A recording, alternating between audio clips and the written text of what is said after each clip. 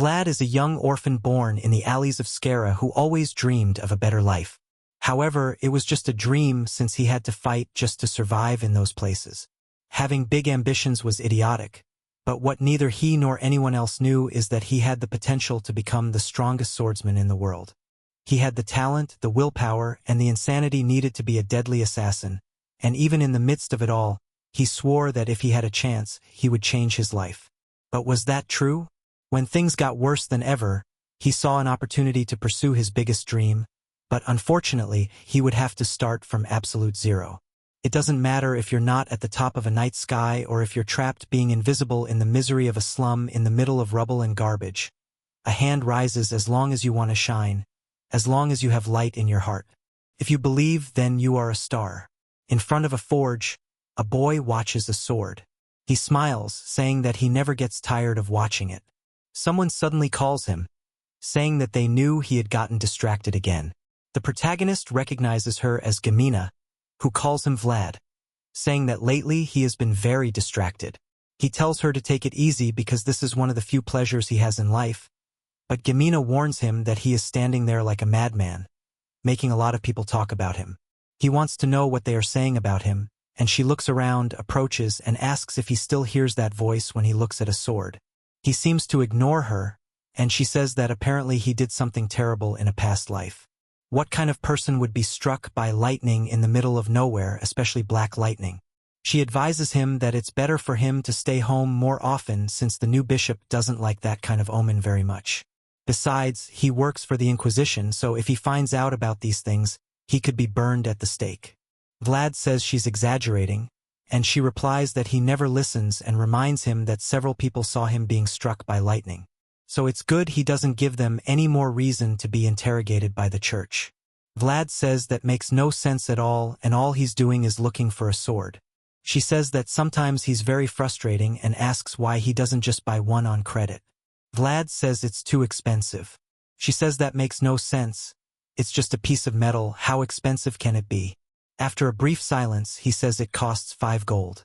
Gamina says he must be joking, with 5 gold you can live all year, which is much better than a piece of metal. Suddenly someone shouts, asking who called that a piece of metal. It's the blacksmith from that place, saying that gutter rats like the two of them don't even deserve to look at that masterpiece. But Gamina says that only gutter rats pass in front of his shop anyway. So who does he expect to buy this thing? Is the old man already getting dementia? The blacksmith says she's a pest for saying such a thing, but Gamina continues, saying that she doesn't know why he makes swords since there are no knights in this city. The old man shouts at the two of them, telling them to go back to their shop and wash some dishes. The girl gets angry, asking how he dares to say that to a young lady. Vlad pulls her and tells her to stop provoking the blacksmith, who curses, saying that he won't waste any more words on the two of them. Watching them leave, the old man thinks that they are two rotten people. He saved them from misery and now he's being paid with insults. In that cold time, it was he who gave them a lot of food. He gets angry and decides to go back to the shop, but not before noticing something. Vlad's footprints carved in the snow indicate that once again he stood there for a long time. But the blacksmith said that he should be thinking about how to survive and not about how to get a sword. Someone who comes from a place like this can't fill their head with dreams, or they will end up bitter and disappointed. This is something that this blacksmith knows very well. Observing the sword, he says that it will only be sold to someone who has the ability to leave this place. He doesn't want to let his masterpiece stay here moldering forever. But observing the blade, he says that in a way it reminds him of the boy. Even in the dirt of this slum, he somehow still manages to shine. This city is the main trading point in the northern region and is commanded by the powerful Vade family. This is the region of Skara, but beneath all this beauty and brilliance, there is shadow, and it is precisely where the slum is located, a place where everything that is considered garbage and disgusting is abandoned. The scene changes to a busy bar. On the second floor, a man drags a girl by her hair, asking if she really wants to deceive him like that. Being dragged, she wants to know what he means by being deceived. He says that he has been a mercenary for 20 years and doesn't accept being deceived. Someone comes down the stairs, saying that there is never a moment of peace there. The bald man points to Vlad and says that it's good he showed up and tells him to call the madam of that place. Vlad warns that to spend time with the madam, the value is in gold and not in silver. The bald man angrily says that this place is too trashy to be spent with gold and says that with that money he could even buy his mother. Vlad just stares, but the bald man says that the candles they are using are a scam. He hadn't even taken off his shirt properly and the thing had already gone out. Vlad asks if he thought he was going to have fun with a 5-minute candle and says that if he's so poor that he can't buy more time, he should go home and squeeze his own wife's butt. The man is bursting with anger even on his bald head, and Vlad says that he is very noisy, so he will have to show something.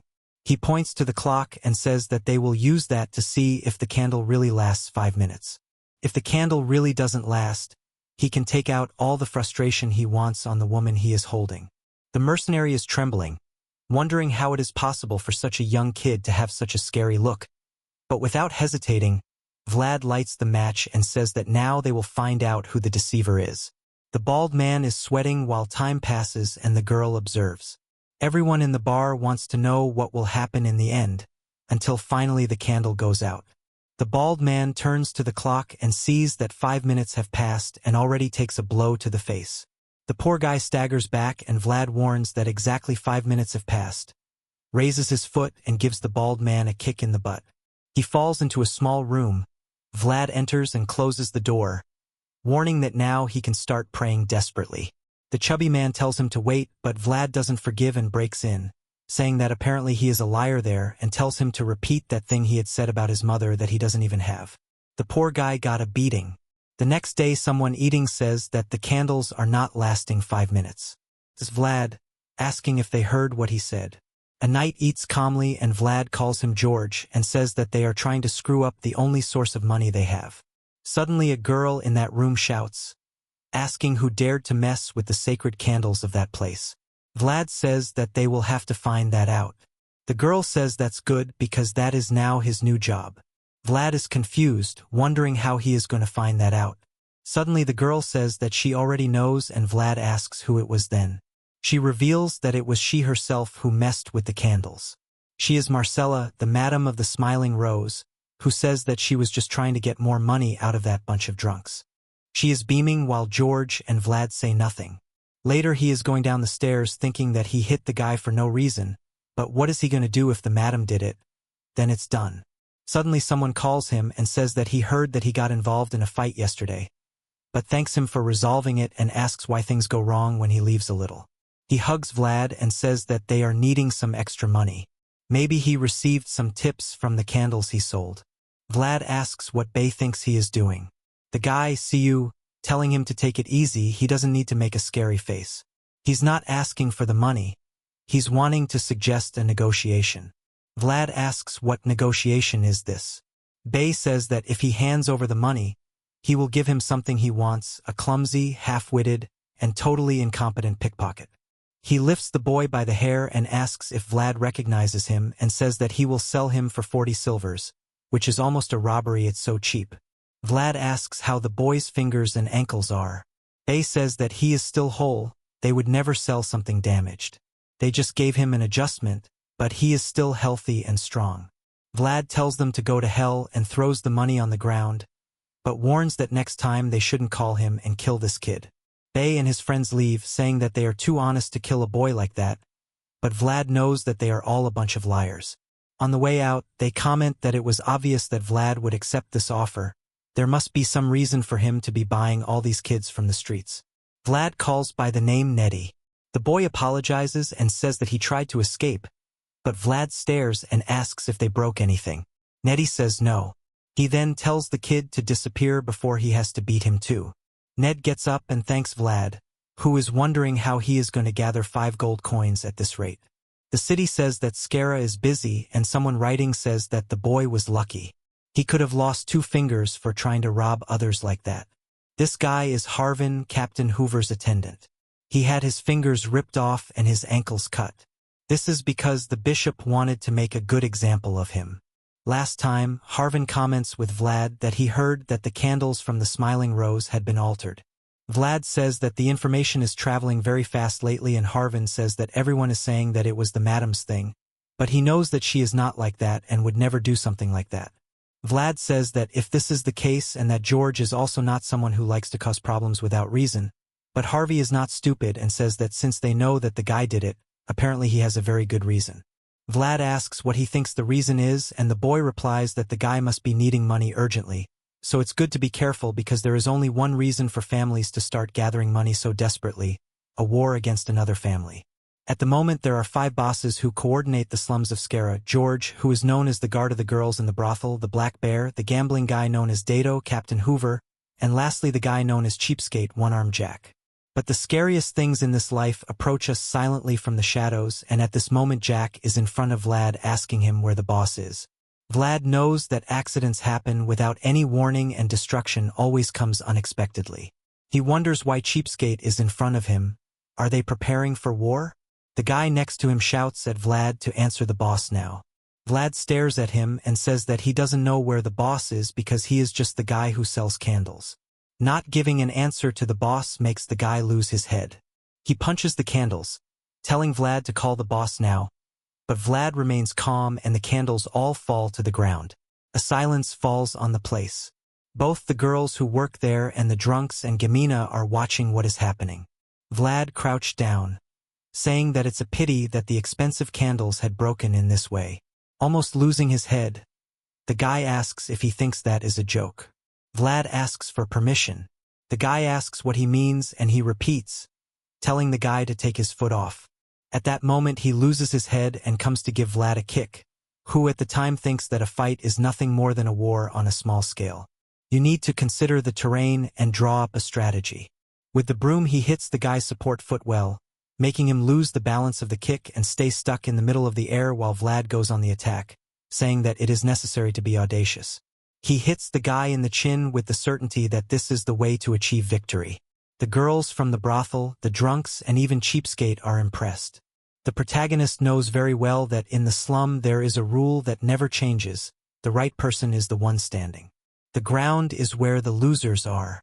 The other thugs want to go up, asking how he dares to do something like that, but Jack tells everyone to stop and says that he liked the boy very much. He apologizes for not being able to clap louder, but he only has one hand. Vlad says that it's okay. He doesn't discriminate against any disabled person. Jack is laughing, saying that the boy is wild, but warns that he will see him again later and asks him who that child who was with him before is. He even forgot the name. Vlad says that if he doesn't remember any name, the child must have died a long time ago. Suddenly someone shouts, asking Jack what brings him there. It's George, saying that if he had warned him, he would have even prepared something for him to eat. Jack smiles, asking since when they are so close to have a casual meal. George says that they can go up because apparently he brought some visitors, but Cheapskate replies that he is not hungry, asking if there is something good to drink. George says that if he goes up, Marcella will take good care of him, and then Cheapskate says that if that is the case, he will have to. Okay, here's the translated text, adjusted for naturalness in US English. Okay, so they try him out, then they leave and Vlad sighs in relief, thinking he barely dodged a bullet. The only problem is that he broke a bunch of candles. A little later, someone calls for him. It's Jack, saying that George spoke highly of the kid and that he knew he had a good eye for people. He says that if Vlad ever gets tired of the smell of candles, he can come work for him. Vlad says he's fine, especially since he has a place to sleep, something to drink, and something to eat. The Cheapskate smiles, saying that they can pay for all that too, and throws him a coin, saying it's for the candles. Vlad sees that it's a gold one and tells Jack that the candles weren't worth that much. But the Cheapskate replies that there's plenty more where that came from if he wants to come work for him. With that, he thanks them for the food and leaves with everyone else. Vlad thinks that the guy's smiling, so maybe the conversation went well. Then the Gemini from the second floor calls him, saying that George wants to talk, but no one upstairs seems happy. Vlad is shocked when George gives him a knife as a gift, saying that circumstances are changing and it's good for him to keep it close by at all times. Vlad could tell from the vibe of the brothel that the conversation between Jack and George had been a disaster. Jack said he didn't want to see him selling candles anymore, and he asked what he was going to do. Then George explained that some of his sources were saying that Jack was bringing in a knight and mercenary. Vlad asked if it was someone like him, and George said yes, someone like him in Asara. Jack has a huge gang, but no one there is capable of beating a former knight like George. As the saying goes, an army of sheep can't beat a single wolf. But the balance of power would change completely if Jack hired an ex-knight as a mercenary. George says that would be a big disadvantage, which is why he needs Vlad, and warns him that he'll be getting his first mission soon. Orphan had his fingers and Achilles tendons cut, so he can't walk properly. But, being naturally intelligent, he learned to read on his own and works as an administrator for Captain Hoover. Orphan made Vlad realize that sometimes if you work hard, you can be rewarded with a better life. He makes a cut with the sword, and someone calls out to him. A voice says that he has to keep his elbows closer to his body when he cuts like that. Vlad wonders why he hears a voice every time he starts training.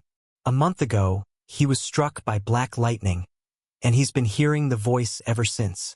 Every time he picks up something that looks like a sword, he hears this demon voice. He starts to think that maybe he should buy holy water instead of a sword. Maybe the secret is to ignore it, since the more he responds to the voice, the more it talks to him. He needs to stay focused and do his best until the end, concentrating all his energy and strength and striking with everything he has. But as soon as he raises his hand, the voice tells him to bring his elbow in. He makes the vertical cut and feels that something is different. Before, it was just the sensation of holding a sword, but this time he felt that he created something different, an energy that flows beyond the reach of the sword, known as the arc of the blade. This makes Vlad wonder whose voice is in his head. Under the moonlight, someone cleans a blade bathed in blood, saying that age is starting to catch up. The winter cold now seems to cut straight to the bone. He hears the sound of a chicken, but thinks that it's not a bad imitation, but it seems to be someone pretty stupid. He then approaches and tells whoever it is to stop what they're doing because he's arrived. The voice asks if he's the Stangerlin, that he has golden hair and blue eyes. It would even be possible to confuse him with a noble. Vlad hands over the letter that came from the boss, and the Stangerlin, and they should arrive in 2 nights. The Stangerlin, but the guy says that he doesn't look like it because he imitated the sound of a summer bird, but they're in winter and warns that if he notices that Vlad is changing course, he'll kill him on the spot. Vlad looks at him and tells him to follow along because he's not in the mood to mess up his first mission. The Stangard is disbelieving of this kid. He made the scariest face he knows, but the boy didn't hesitate for a second. He smiles, thinking that now he understands why George likes this guy. He really is a diamond in the rough.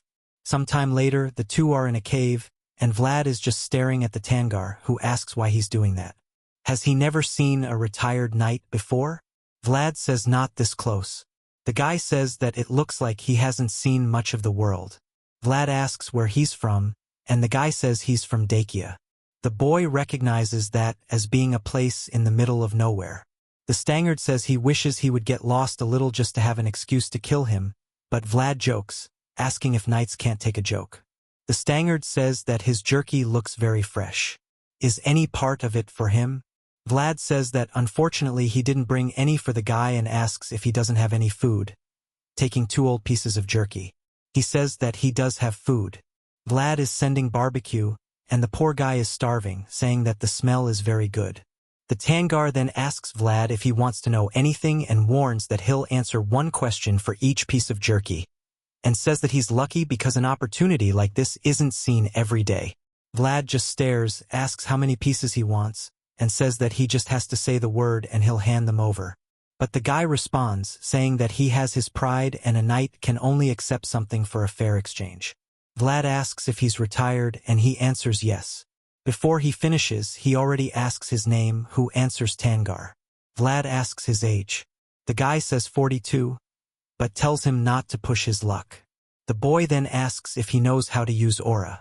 The star smiles, saying that it looks like he doesn't know much about the world. Not all knights can use aura, and using aura in combat is something completely different. Vlad insists, wanting to know if he can use it or not. The Stangard smiles, and Vlad is scared at the moment he hands over all the jerky to the guy. They stare at each other and for something that has a fair value, but he's going to be a little generous since he's been eating old jerky all this time. Vlad is anxious, thinking that the guy is going to use aura right now in front of him. The Stangard prepares and opens only one eye. Vlad asks why he does that, and in a void he explains that he needs to do that to conjure his world that is kept in the depths of his soul, and tells Vlad to pay close attention, that that is the true essence of a night. He opens his eye and Vlad is disbelieving. The Stangard had activated the aura on the blade. Some time later they had already arrived in Squara. The Stangard was complaining that he was looking like a beggar, and Vlad said that it was better for him not to stand out. He said that he was disgusting too much and a knight has his dignity. Vlad ignored and said that when they arrived he was to go through the back door, that he would go through the front. They then went walking, and the Tangar found it strange that the place was too silent. Suddenly Rambo stops and the Tangar asked if that was normal in that place, for Vlad to answer not in front of the smiling rose was full of bodies. Vlad said that they were going to have to split up now and told him to go through the back door. The Tangar was going to ask where he was going, but Vlad had already gone running, saying that he would see him later.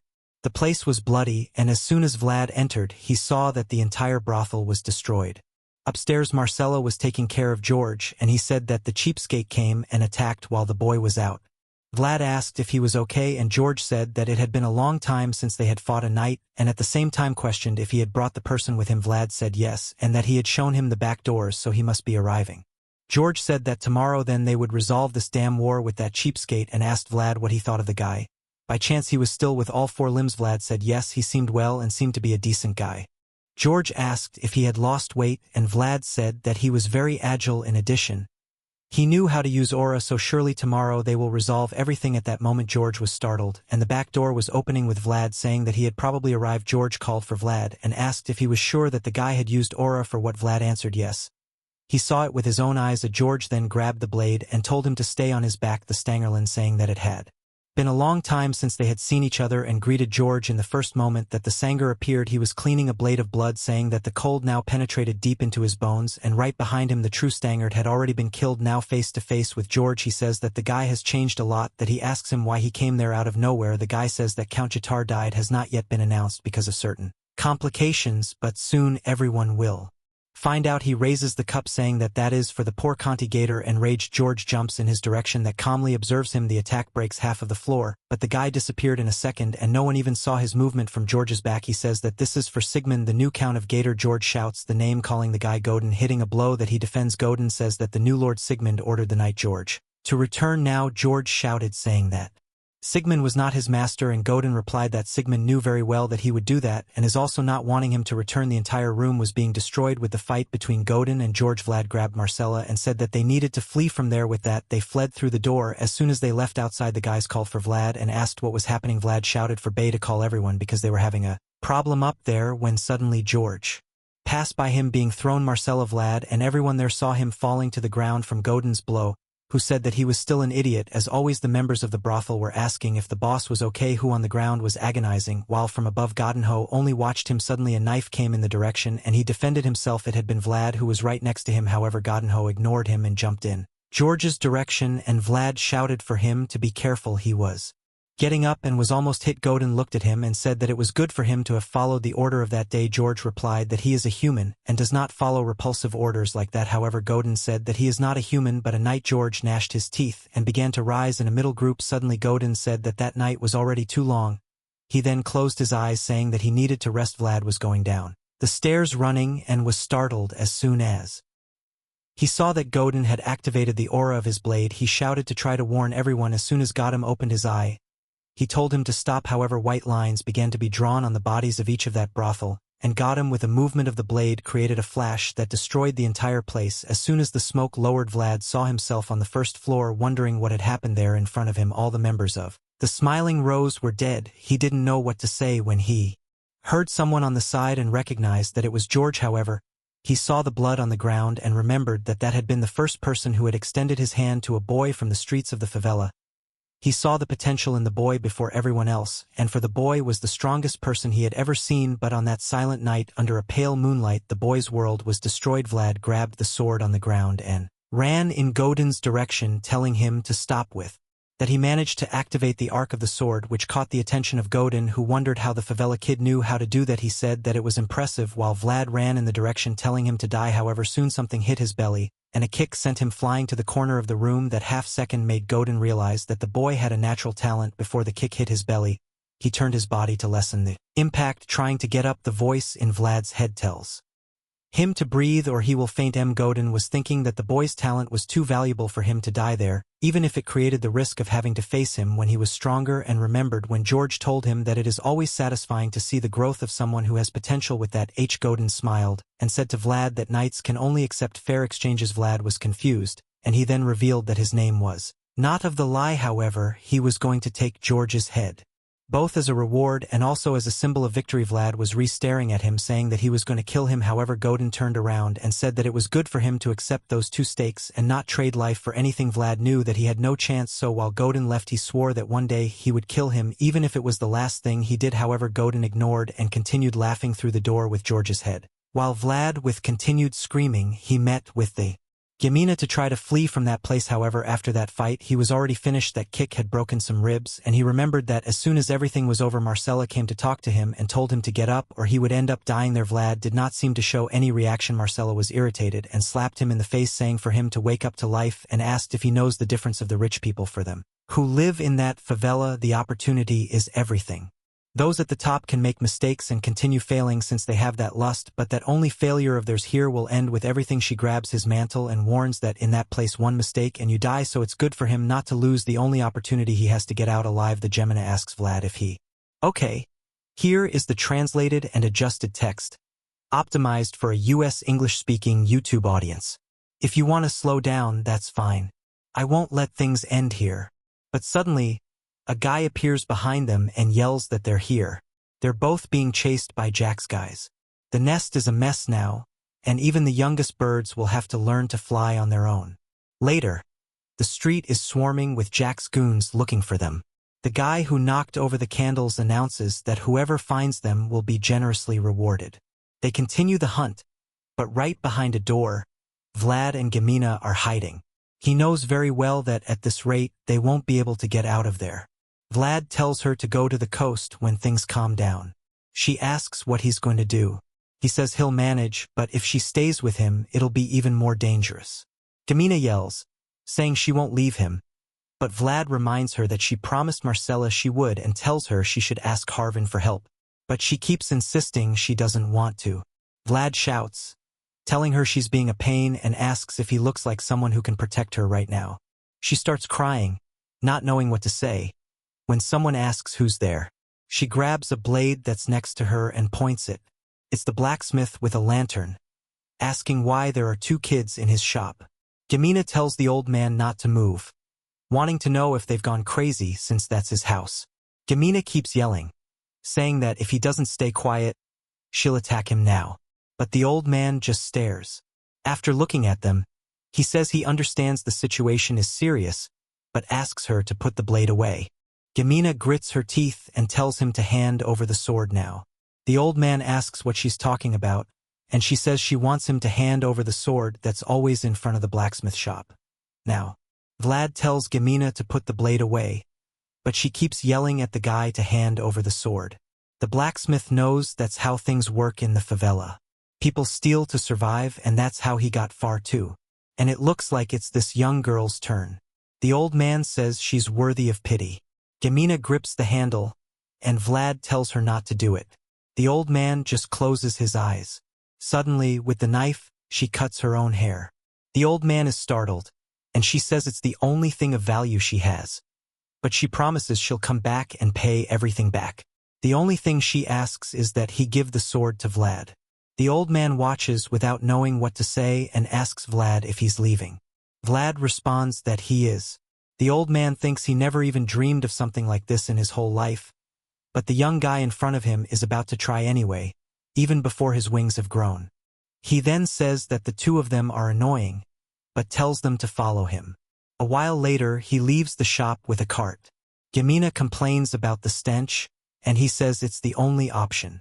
Suddenly, someone calls out to him and asks what he's doing on the street at this hour. The blacksmith realizes that the guys are going to be persistent and even this exit will be blocked.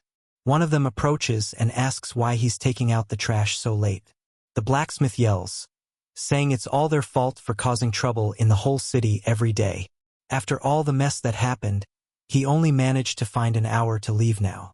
The guy tells the old man to relax a bit, but asks who the person in the back is, because he works alone.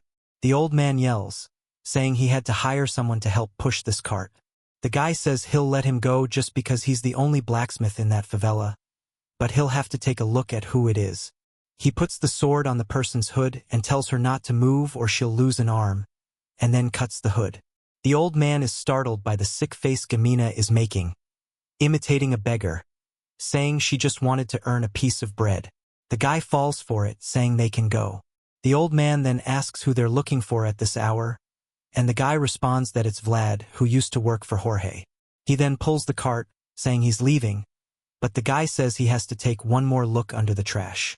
Vlad was hiding, and the guy called someone to take a look. The three of them knew that if anyone checked, everything would go wrong.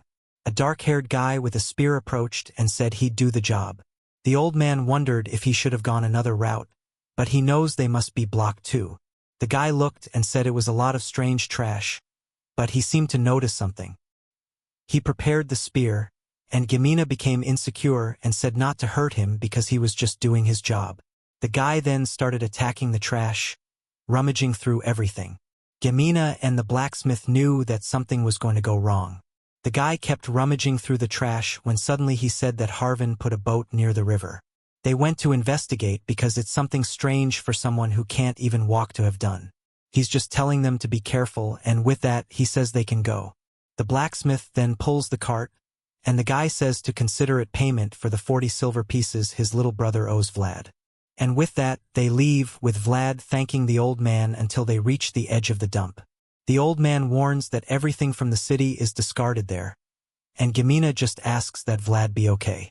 With that, he unloads the cart, and Vlad falls, taking a star with him. That was the product of an old man's dream and a young girl's tears. Sometime later, in the mountains, looking at the blade, Vlad asks if she hears him. The blade responds that she does, and Vlad asks who she is. She says she unfortunately doesn't know. Vlad gets angry, saying that this voice keeps wanting to control him all the time, but doesn't even know who she is. But maybe that's good. They can help each other. Vlad helps the voice recover her memories, and she teaches him how to fight with the sword. He doesn't care if it's some kind of demon.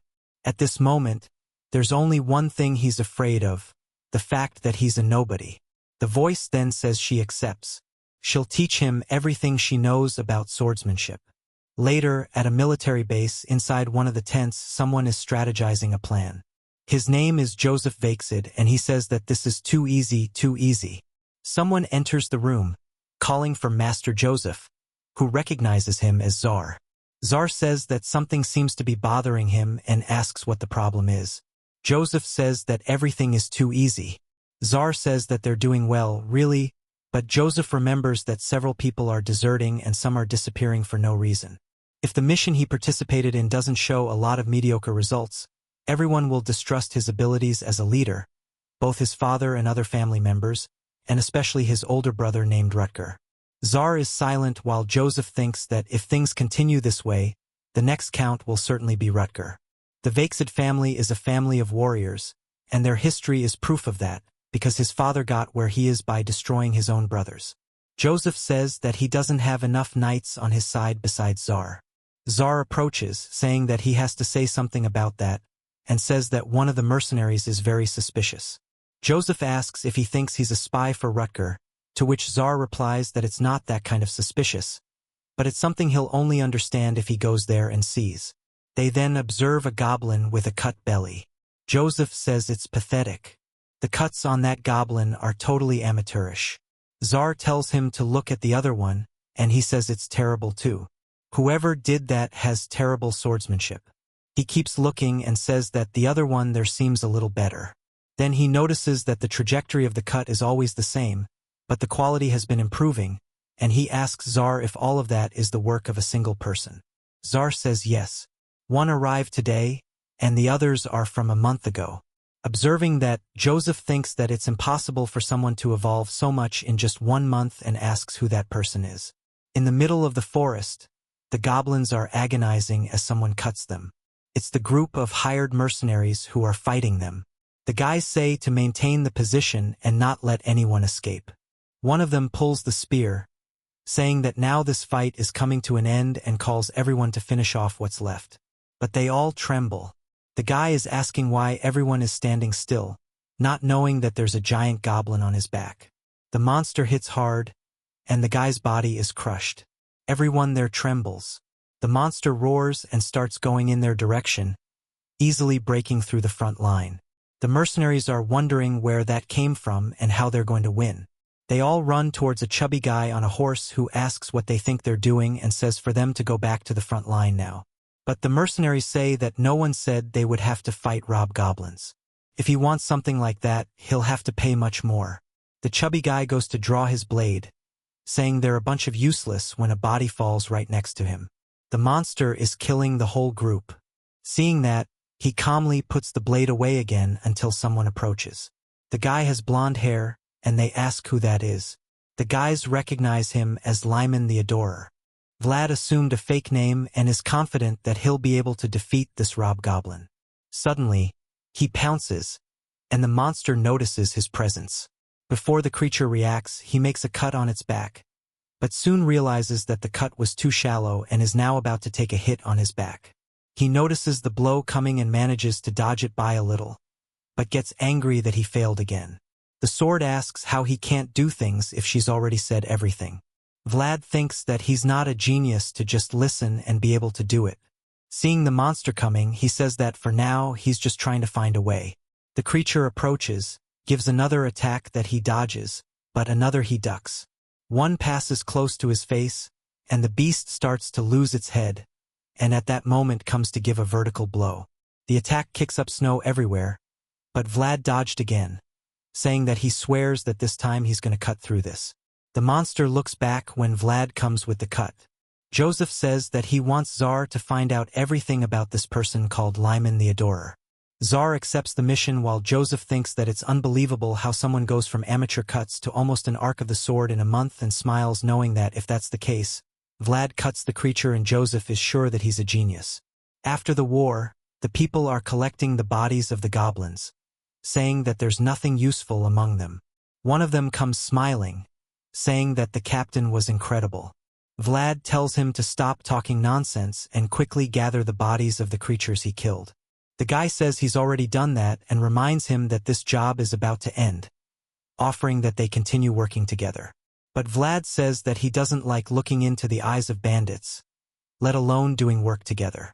The guy then reminds him about the mercenary insignia and says that he won't be able to continue using that, offering to call someone who can make a perfect copy. But Vlad warns the guy that a loose tongue is the fastest way to die in this place, and it's good that this isn't a threat. The poor guy trembles and says that he was just trying to help because with such good abilities, the boy shouldn't stay there. Vlad tells him to finish the preparations unless he's tired of having a head attached to his body. With that, the guy leaves, saying that he'll resolve that while Vlad thinks that he'll have to fix this guy sooner or later. He then retires from the middle of the troops, observing Lyman leaving. The guys say that Lyman seems to be going to pray again. He really is a very devout boy. In the middle of the forest, he kneels with his head on the sword, and the guys say that he seems to be the son of a noble family and doesn't even seem to be from the same class as them. But Vlad is asking the voice why he can't defeat the monsters with one cut. The voice says that she's already said 1,000 times that the most important thing for a deadly attack is how accurate and unexpected it is. Vlad tells her to explain better. The voice tells him to remember when the enemies raise their swords and make a wish. At that moment, he just needs to take advantage and make a whoosh. Vlad asks how he's going to learn anything with such a stupid tip. But the voice says it's too easy. Just pay attention to the wish in the whoosh. The poor guy is there praying, dying of anger while the guys are all blessing him. The camp is busy as always. The only problem is that the meat there is quite questionable. The guy says that he shouldn't complain about the food since that's free. There aren't many families besides the Vaksid who have so much pampering. But Vlad gets up and warns them to enjoy the food. The guys are wondering if Vlad is going to see the priest again. He seems to be going to pray for something. He then goes to the church tent, and the priest welcomes Lyman. Vlad greets him and says that he hopes he had a good night's sleep. The priest responds, saying that he heard that the boy went to pray last night even though it was so cold. Vlad says that no cold can reach him when he's being warmed by the blessings of the Lord. The priest laughs, saying that the boy sounds more like a priest than him. A little boy named Gene then announces that breakfast is ready. The priest tells Vlad to sit there, but Vlad says that he didn't come to eat. However, he already prepares to pray and all he can do is thank for the daily bread. While they were praying, the priest took a look at Vlad. The boy was very genuine. Someone who hasn't lost any of his sincerity even with so much misery surrounding him. He needs to embrace this young man who is destined to walk through bloody war fields until the day of his death. Perhaps the connection between the two is a gift from God. With that, he says amen and tells Vlad that they can eat now. He has fresh bread and hot soup. That's real food. The priest then says that he wants to talk about the boy's swordsmanship. He knew he was talented. Okay, here's the translation of the provided text into English, US, with some minor adjustments for clarity and flow, suitable for a YouTube video script. But word got around, even Lord Joseph heard about him. Vlad, being curious, asks what happened next. Andre says that he recommended him since he's a really good kid with a bright future.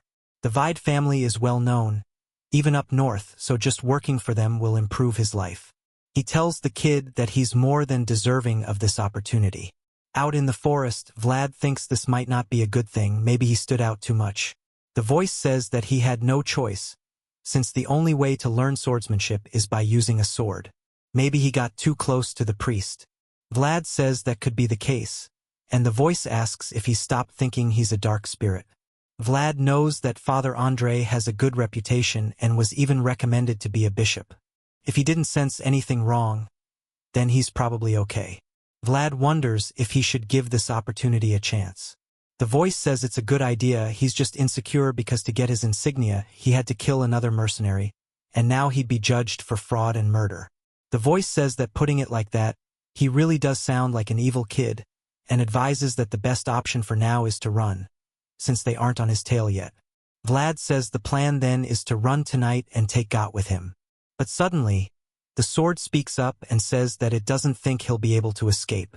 He asks what it means by that. It warns him that someone is coming up behind him, and judging by the energy, it's at least an elite knight. Vlad prepares his blade and points it behind him, but it's the Tsar, calmly looking at him. Vlad is impressed at how sharp he is to have heard him. The Tsar says that Lord Joseph wants to see the boy. Vlad gets up, thinking that he should have fled, but now he can't show weakness and says that he feels honored.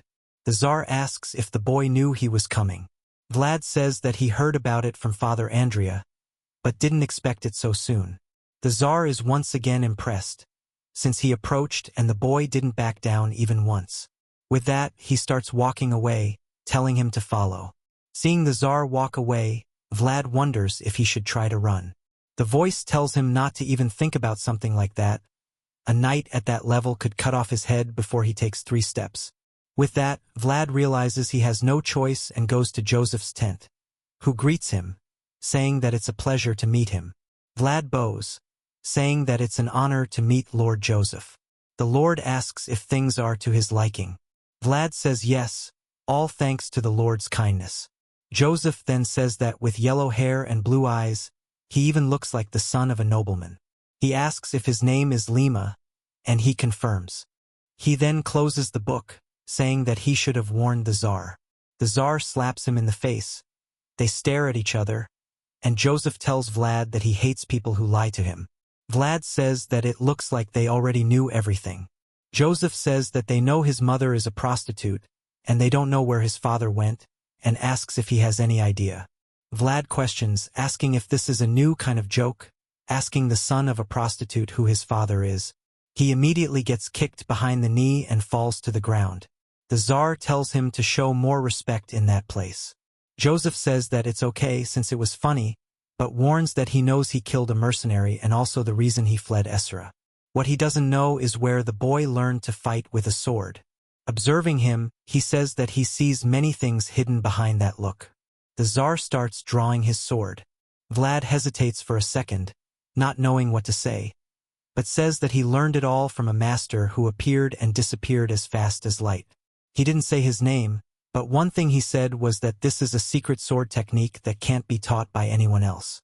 Joseph thinks that he can't see any hesitation in the boy's eyes and apologizes for being so harsh. Vlad wonders if he believed that. The Lord then says that maybe he doesn't know, but at the moment he's having a certain problem, so he wants to propose something to Vlad and asks if he wants a better life for himself, freedom, survival, and the life of a knight. Joseph wants to sponsor him. Soon after, he started practicing with the Tsar. The other mercenaries said that he was holding up well. Apparently, he had become the Tsar's squire. The boy really is promising. Now he's in luck because his whole life is about to change. The Tsar strikes him, saying that he's an arrogant brat, asking how he can be so confident in front of Joseph with such bad swordsmanship, and that now he's going to show him his place. Vlad isn't able to handle it, since the guy is on a completely different level. If he dodges, he immediately gets another attack, but trying to defend head-on is impossible because the guy's hit is too strong.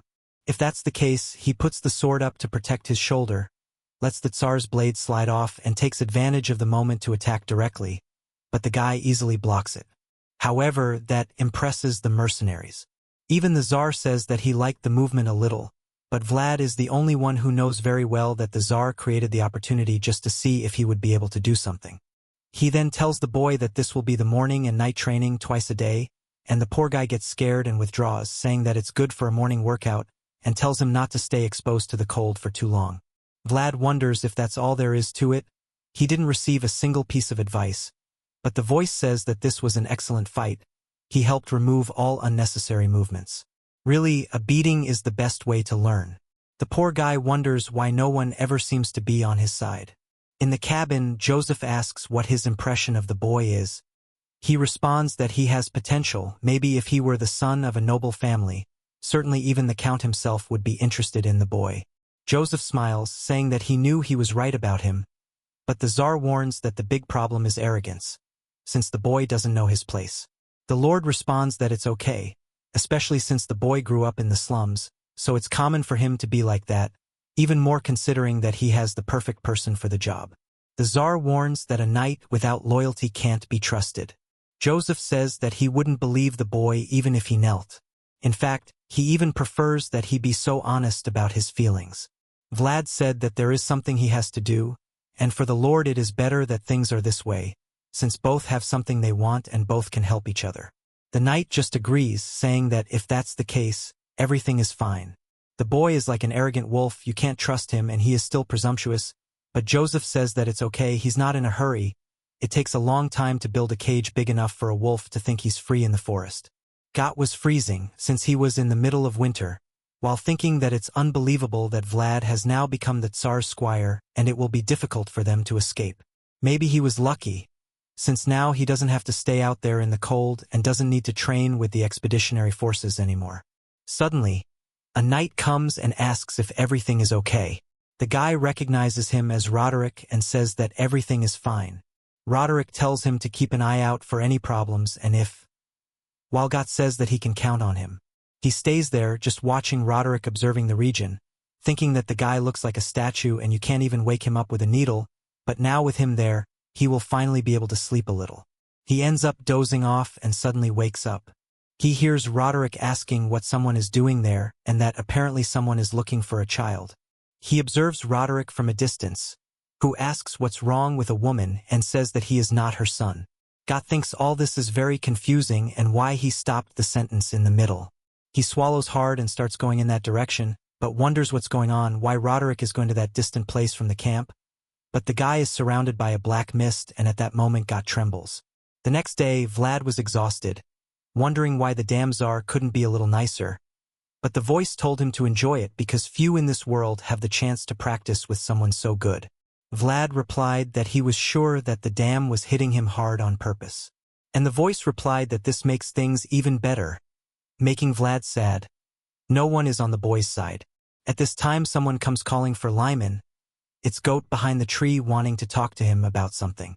Vlad approaches and asks what it is. Got says that he will flee that place tonight and warning that he only came to say this to Vlad because they are friends. Vlad wants to know what this madman is talking about, but the guy says that he saw with his own eyes that the statue has a monster that carries a curse. Our boy looks scared and asks why he thinks there are a lot of deserters there if they get food and the working conditions are good. The truth is that there are no deserters and they are all being taken by this curse, and he warns that he saw one of the knights being taken to the forest, but Vlad does not react and starts wanting to hit him, telling him to stop talking nonsense just to want to flee, but warns that it is true and asks if he does not know about the guy who disappeared. Vlad asks if he's talking about Roderick, and the guy agrees, and explaining that something strange too is that everyone who disappeared had black hair and that protagonist is immune. Now Got is already making an angry face. Apparently Vlad told everything to the Tsar, who now put Got to show the way. The Tsar asks if the guy is trustworthy, and Vlad says that he is not the type to lie. The Tsar sees this as an opportunity to increase Joseph's achievements, since discovering some phenomenon and defeating a ghost is much more interesting than just defending against some goblins. The problem is that he is finding this black hair thing strange. He seems worried, and Vlad says that with the 3 knights in the field everything will be fine. The only person stronger in that place than Roderick is the Tsar, so he is forced to lead this advance. After a while, Got warns that they found the expeditionary forces. A boy named Iron introduces himself as Roderick's squire. The Tsar asks if he found anything, and the guy says that unfortunately not. They put the best hunters and the best researchers, but no footprint was seen. The Tsar realizes that he will have to look on his own, so he orders everyone to divide into groups of 3, keep an eye on each other, and start searching the place. Sometime later, God is angry with Vlad for reporting him, saying that he took advantage of the goodwill. Vlad tells him to stop complaining and keep looking around. In this, the Tsar asks if they found anything, and they answer no. The Tsar calls him useless and asks how they would find someone who disappeared in the bushes. Explains that you just have to beat up the person closest to where the guy disappeared and get the information, obviously useless information for the Tsar, but he knows that it will soon be night and they will have to return empty-handed. But at that time something catches his attention, and he asks the staff if anyone has taken a look on the other side of the river. Got says no because the expeditionaries ignore that area. The Tsar thinks that there is probably the last place to be seen and warns to gather all the mercenaries that they will cross the river. With that, Got releases the signal to call everyone stepping on the ice. He says that it is not completely solid. Vlad says that it seems hard enough for some people to cross. Some of the mercenaries appear and ask if they found anything. The Tsar says no and explains that they are going to the other side of the river in groups of 3. The guys agree right away and everyone starts going. But God is hesitating, and Vlad asks what the problem is. He, biting his lips, says that he has a very bad feeling. Vlad says that this feeling of his is called fear, and God says that it is obvious that he is afraid. He is not a genius type of knight who is weak like him, can only survive by having good instincts, and at this moment all his instincts are saying not to cross this lake. Vlad warns that he does not understand about the instincts he is talking about, but he is sure that if he tries to flee he will die now because it is very suspicious the only person who saw the crime flee the scene, and warns that he is good to stay quiet and cross the river soon to not arouse more suspicion.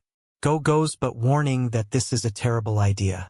As soon as he steps on it, it cracks slightly, and he warns that he is sure that it will explode.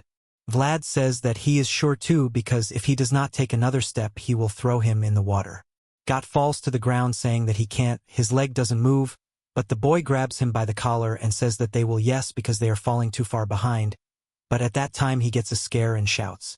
Vlad tells him to shut up, but at that time they both notice there are a lot of bodies under the river. They shout to warn everyone, and the people who had disappeared are all frozen down there.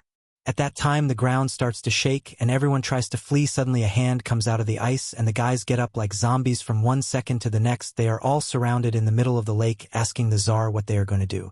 The Tsar notices right away that this was a trap. Someone prepared this very carefully and knew they were going. The creatures in front of them did not belong to the kingdom of the living. Meanwhile in the camp the priest and the little boy were praying when suddenly Andre started to tremble, and the boy asked if he was okay. The water seemed to be getting cloudy and an energy started to appear around the chalice. Someone was watching the camp from a distance and was approaching. It was the woman who was looking for her child while the zombies were attacking, and Got was about to die, but the creature was cut in half by Vlad. The problem is that there seemed to be infinite there, but he made mincemeat of 1/7 of 1 inch. The other one fell to the ground, terrified, and Vlad told him to grab his spear quickly. The voice told him not to panic and to observe the area before moving. Moving forward wasn't an option because of the crack, and he wondered where Zar was. He was cutting through the crowd. The problem was that many of the soldiers were being defeated, and it seemed endless. As he fought, he wondered what the purpose of this trap was. He concluded that he couldn't be sure, but he knew who the target was. Without hesitation, he activated Blade Time. The moment all the monsters jumped on him, one cut, oh my god, turned everyone into Legos. The guys were all separated. The soldiers were excited, saying that Zar would surely save them. At that moment, Zar shouted Vlad's name and told him to fulfill his part of the agreement. Vlad looked back and asked what he wanted him to do. Zar said he should now run to the base and defend Joseph until he returned. Vlad agreed and ran off, telling Got to come with him. Seeing him, Zar hoped his prayers would reach Joseph. Someone stepped on his back, and Zar turned to face them. Seeing that zombie, he said it was too late. It was Roderick and all the guys who had died recently. Meanwhile, in Joseph's tent, he was reading peacefully when he heard shouting outside and wondered what was happening. Suddenly, a chubby knight entered. Joseph asked what was happening, but the chubby one didn't know. He came running as soon as he heard any noise. The prince yelled at him, saying that not only does he have no idea what's going on, but he also forgot the damn sword. That was worthy of hanging. Borden apologized. At that same moment, the people from the church entered the tent. Joseph asked what was happening, and Andreas explained that something evil was attacking and showed him that the Bible, which was written with sacred ink, had the letters trembling. The prince asked if there was anything to be done, and Andreas explained that he wasn't an exorcist. He would try to use sacred power to defend himself, but the creature was much stronger than he could handle. This made the prince scared, especially since the only powerful knight in that place was no longer there. But the priest and those three guys in front were the only option he had, and with that, he told them to move. As soon as he stepped outside, he noticed something strange. Everyone was writhing on the ground and seemed to be going crazy. He covered his mouth and told everyone to do the same. It seemed that the fog caused some kind of illusion. The prince knew that someone had planned this, and they were caught by surprise. At that moment, everyone had a chill when the woman called for her son. She was right next to the tent, wondering where he was. Everyone in the prince's group was frozen. She paused for a moment and turned to him, asking if he was there. As soon as she saw Joseph, she said she had found her son. In the end, she went towards him with an evil hand, but a hand of light stopped her advance. The boy and Andreas began to pray to protect that area. As soon as Joseph saw that monster, he was sure that only Zar could defeat it. The other two knights were useless, even with an extraordinary blessing from the priest. The monster kept hitting the wall, and the prince knew it was a curse, a kind of deadly curse that targeted him. The problem was knowing who was behind it. Jean began to spit blood, and Andrea told him to stay strong, otherwise the barrier would fall. The monster's hand was starting to enter the light. He prayed again, and she was pushed away again. Joseph had already realized that the priest's acolyte had reached his end. As soon as the boy's energy ran out, it would be the end for him, and at this rate it doesn't seem like he has a chance to survive until sunrise. But at that moment something caught his attention behind the monster. Vlad was coming. She turned to react, but he had a blade of aura. A little earlier, the voice warned that a normal sword wouldn't cut a curse. He wanted to know what to do, and she asked if he knew how to use aura. Obviously, he said no, and she said that there was something they could try. She could take control of his body for a few seconds. Vlad asked if that was possible, and she said she knew how to use aura. She could try to force the activation of the aura in his body, but he would be paralyzed afterwards. The voice warns that even though it's the only option, she doesn't recommend it. She explains that if he doesn't do anything there, he will die anyway. When Vlad pulled out the blade, the voice said that this is the path of a warrior. He said he wanted to do this, and she asked if he was sure. He replied that he had made a promise with Joseph. He said that there was something he needed to do, and that's why he assured Joseph that he could trust him. Face to face with the monster, she screams for him to attack. At that moment, his body freezes, and the voice tells him to close his right eye. He saw himself in a thunderstorm, which was the world of that voice. When he opened his eye, the blade was covered in electricity.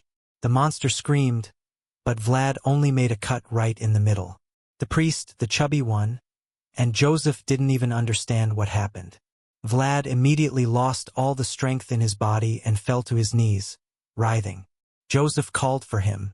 While Vlad crawled, the prince was sure that what he saw was the mark of an aura.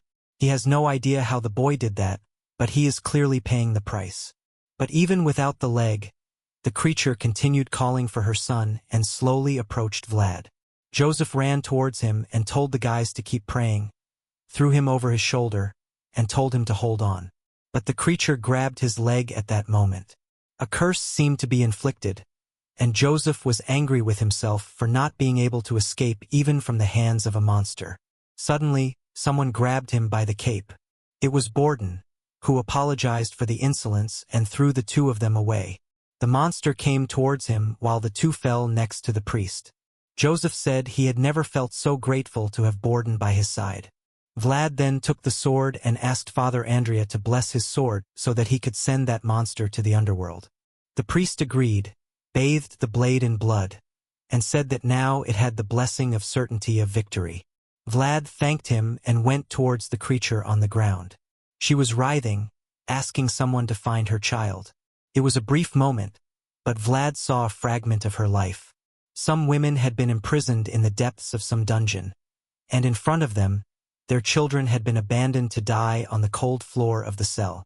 She only asked for her son to be returned to her. Vlad then said that now she could rest in peace. While she wondered where her son was, with that, he stuck the sword in and she cried, asking where her sweet child was. Somewhere else, and Summoner was laughing until suddenly his curse dissolved. He wondered how the connection had been cut. He knows that the only knight with an aura was not in that camp. So who killed that thing? At that moment, Tsar appeared and said that he had found the cursed one who controls the puppets. The next day, Joseph asked if that was him. Tsar said he was almost sure it was, and holding a box, he said that there was the source of the curse, or the child that the woman was looking for. Joseph said to leave it in the priest's hands to investigate this. But in the end, their expedition had been a complete failure. Tsar apologized, but Joseph said that the journey back would be very good. The knight asked if he had seen the potential in the recruit. He smiled and said that he had found someone to fight for his name. That child would shine brighter than any other swordsman ever seen. 3 days later, Vlad wakes up on his side. The voice warns him to be more careful and says that this is the price for having used her world. Vlad is impressed that they are still in the camp. He thought he would be thrown into the back and taken away like luggage. The sword says that they were waiting for him and says that Joseph seems to care a lot about this. He leaves the tent and realizes that the camp is too quiet. Suddenly, Got comes all happy, saying that he thought he was going to die. Vlad said that he was impressed that Got was still there, but he replied that the guys increased his salary until they returned and start saying that he was the one who brought Vlad here, that later he went to get the other one on horseback. Vlad says that it's okay, he's going to tell the guys that later. Got then advises him to go to Joseph's tent as soon as he wakes up. With that, he retires, telling that annoying crazy guy to shut up. Already in Joseph's tent, he serves wine and asks if he knows how to drink that. Vlad says yes because he worked for a long time in a brothel, but obviously he never experienced anything expensive like that. Joseph explains that this is only available to nobles and says that he wants to thank him for saving his life instead of running away to save himself. Vlad explains that he only did this because of the agreement they made. Joseph says that's true, they really have a pact of trust instead of loyalty. The prince is thinking that the boy followed the deal without even signing anything. He can't lose a talent like that. In fact, he has to do everything possible to keep him around. Joseph then says that now it's time for him to do his part of the agreement and says that as compensation for what he did, he will be officially invited to join the Vade family. The scene changes to Varna, the territory of the Count of Vade. Tsar explains that he has already dismissed the mercenaries and Joseph says that they will stay there for at least one more day. Tsar notices that Vlad is looking everywhere and asks if it's his first time in Varna. Vlad says that it's his first time outside of Skara. Obvious is called a hillbilly and the two retire, saying that today he is free to explore the city, but Tsar warns him not to make a mess and return before dusk. Vlad is getting tired of these escorts, but the voice says that apparently Tsar likes him now too. Vlad then says that with this good payment that he received, it's time to eat something good. But right at that moment someone pulls him. It's Jen, and Vlad asks what he can do. Jen says that if he's not too busy, Father Andrea would like to see him. Vlad then sees himself in front of a giant church. He is scared, saying that not even the one in the entire city of Skara was that big. Jan explains that the city of Sturma may be the capital of the county of Vade, but the city of Varna is the religious center. Then he tells him to enter, that he will call Father Andreas. As soon as Vlad is inside, he is impressed. The church is radiant, and he is thinking that as much as he was called a Lyman worshipper, he never really prayed in his life. In a way, this dam is a sinner. In that, Andreas appears and apologizes for making him wait. He says that it's nothing much and thanks him for the invitation. Andreas then gives him something. Vlad is confused, and he explains that it's an identification insignia. He could receive one from Joseph himself, but those issued by the church are more effective since faith extends throughout the continent. Vlad is impressed to see that Father Andrea's name is registered as his supporter. Andre puts his hand on his shoulder and says that he should go there whenever he needs anything, since from now on he will receive all the support he can. The boy who hadn't even been registered at his birth now had one of the most important figures in the church as his supporter. From that day on, he was no longer Vlad from the favela, but Vlad from Skara. The county of Vade contains 3 cities and 12 villages, and Skara is the exchange point, and Varna is the religious center, and there is the capital, Sturma. On the way to the mansion, Tsar warns that now he is a guest of Joseph. Any foolishness he does will tarnish the prince's honor. Already at the door of the room, he tells Vlad and Got not to act like 2 hillbillies. They say they understood, and he warns that some maids will bring some drinks, but he advises them not to drink or eat anything, just look, otherwise everyone will find out that they eat like a bunch of pigs. Vlad asks if they can't even take a bite, and Tsar tells him not to put his hand on anything. They then enter the room, an extremely luxurious place. Even Vlad didn't expect something like that. At that moment, someone says that he doesn't recognize the 2 from behind the curtain. He says that he was planning to stay hidden for a while. The guy approaches and asks who they are. Vlad is startled. The guy has a face similar to Joseph, but he is clearly a much stronger warrior. Got introduces himself and says that he served Joseph in the last expedition. The guy then asks who the boy next to him is, and he introduces himself as Vlad of Skara. He stares at Vlad, impressed, saying that he has never heard of him. He saw in Vlad's eye that he has already been through a lot and doesn't seem to be intimidated in his presence. Apparently, Joseph found a promising recruit. He then goes into his pocket, takes some peanuts, and offers them to Vlad. He stares and warns that they were told not to eat anything there. Got seems to be startled, but Vlad explains that he really can't eat anything. The poor guy is terrified. Clearly, that's some important person in the Vade family. So how can he refuse something like that? The guy is kind of awkward, not understanding why he refused, because he is the first son of the count of that place and Joseph's competitor, Hagar Vade. Someone writes a letter and asks if the name is Vlad.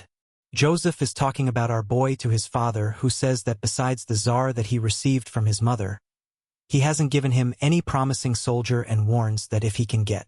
Okay, here's the translated and slightly adjusted text for your YouTube video, formatted for clarity. Okay, here's the translated and slightly adjusted text for your YouTube video, formatted for clarity. We're going to turn this boy into a respectable soldier of House Vide. He will receive a good reward.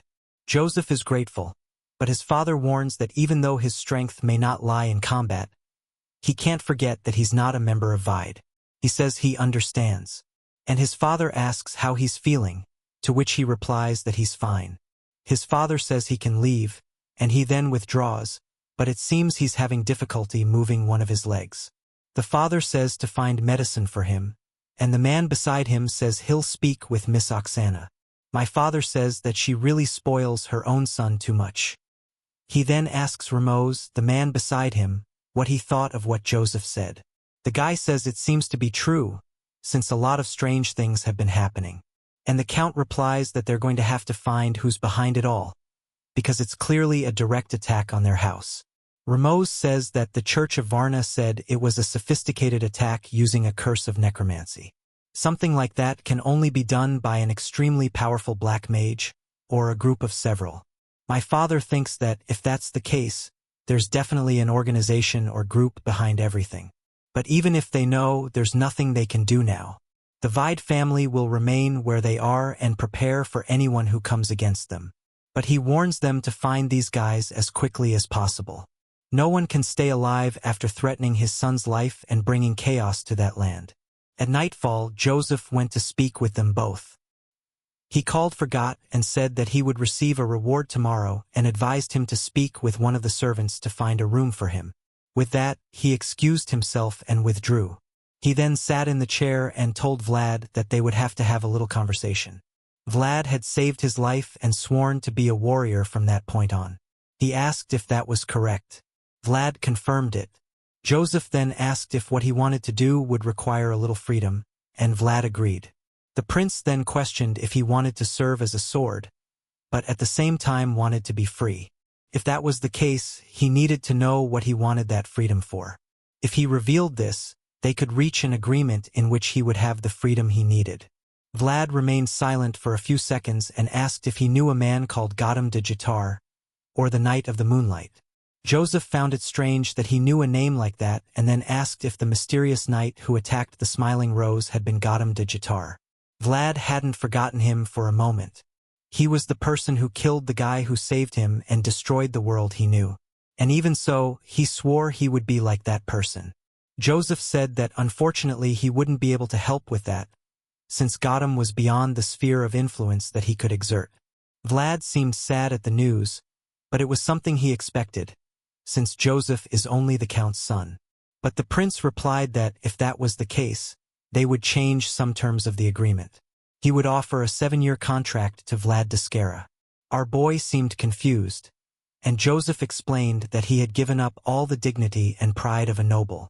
Vlad didn't quite understand what he was talking about, but it seemed to be something important in his family.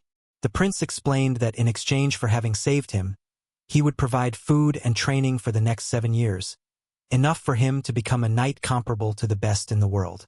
The word knight caught Vlad's attention, and the prince said that in exchange he would have to swear loyalty and only follow the commands and permissions that he gave.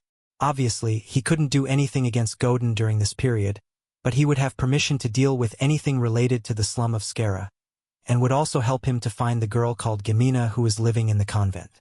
He warned that in this world there are things much sharper than entering the slum with a sword. He, as a prince, has other weapons at his disposal and asked Vlad what he thought of this offer. Some moments later, Joseph was impressed with Vlad's goals. Tsar found it strange, asking why he was so interested in the boy, saying that there were many more talented young men in that place. Joseph said that it was true, since every young person carries a certain talent within themselves. But whether or not the person will develop that talent is something completely different. Tsar asks if he really believes that the boy will meet those expectations. The prince says that he's sure. He saw the potential with his own eyes. Tsar tried to warn that the boy was extremely unpredictable, rebellious, and wouldn't be easy to train. But Joseph smiled, saying that he had Tsar for that. 7 years isn't a short period, and it should at least be enough to tame him. Tsar said that he would at least try his best. Joseph thanked him and said that the wilder a horse, the more impressive it is that it is tamed, or at least that's what he thought, since in reality the boy is a wolf who is hunting the moon. The next day, Tsar showed him the room that he would stay in. Vlad asked if all of that was really his. Tsar said that he forgot that he was the slum kid. Normally, the other squires have difficulty adjusting because they come from rich families. But Tsar warns Vlad that he better not cause any problems there. Vlad asks if refusing the things that Rutger offers is a problem. Tsar says that it doesn't matter because apparently he won't obey anything anyway, but says that he should go to the training field now. After finishing eating, they will train in the morning and afternoon, just like on the expedition. At this time, something catches Tsar's attention. In front of him, A woman with green hair says that he is her loyal knight. Zar introduces her as Miss Oksana, who is Joseph's mother. They greet her, and she asks if that is the boy. Zar confirms and says that he is the one who was chosen by Joseph himself. She takes a look, and Vlad gives her a look. She looks all radiant, and he is embarrassed. Is this guy hitting on the mother of the guy who hired him? She says that she heard that he saved her son and thanks him. Vlad, stuttering, says that he was just doing his job. She says that he deserves a great reward, since his service was greater than one imagines. She says that his hair has a beautiful color that matches his eyes, in addition to having broad shoulders even though he is so thin. She will need to make some clothes for him. Vlad, embarrassed, thanks her, and she keeps smiling. With that, she withdraws, telling Zar to return to his work, and he thanks her. Vlad is all twisted, and Zar asks what that was. He had never seen the boy act like that. Vlad says that he doesn't know exactly. It's just that he had never met a noble woman before.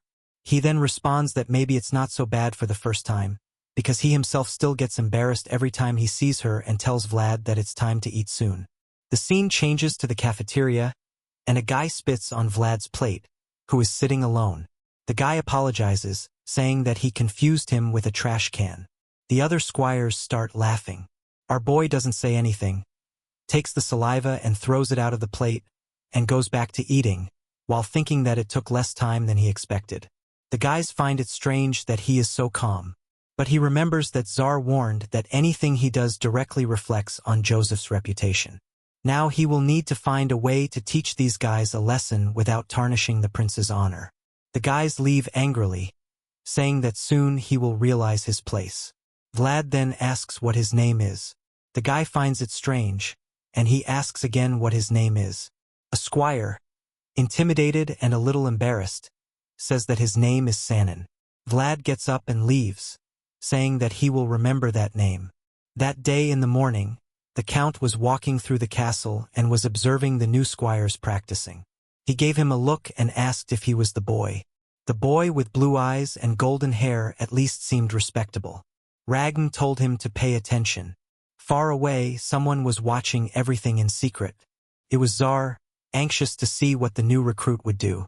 The father thought that if Zar was interested, he also wanted to see what the boy would get up to. He gave him a sword strike and the guy defended himself. With that, he sent a sequence. The guy lost his balance and almost took one in the face.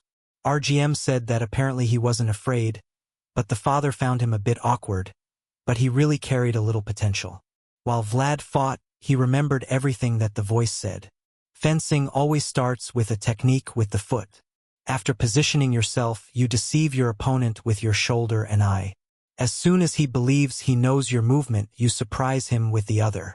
The guy misses the attack, he goes to the side and face to face, gives him one in the chest. The guy falls to his knees, saying that he was sure that he would attack from the left side. But Vlad grabs him by the hair and asks if he isn't the lackey of that Sanin guy.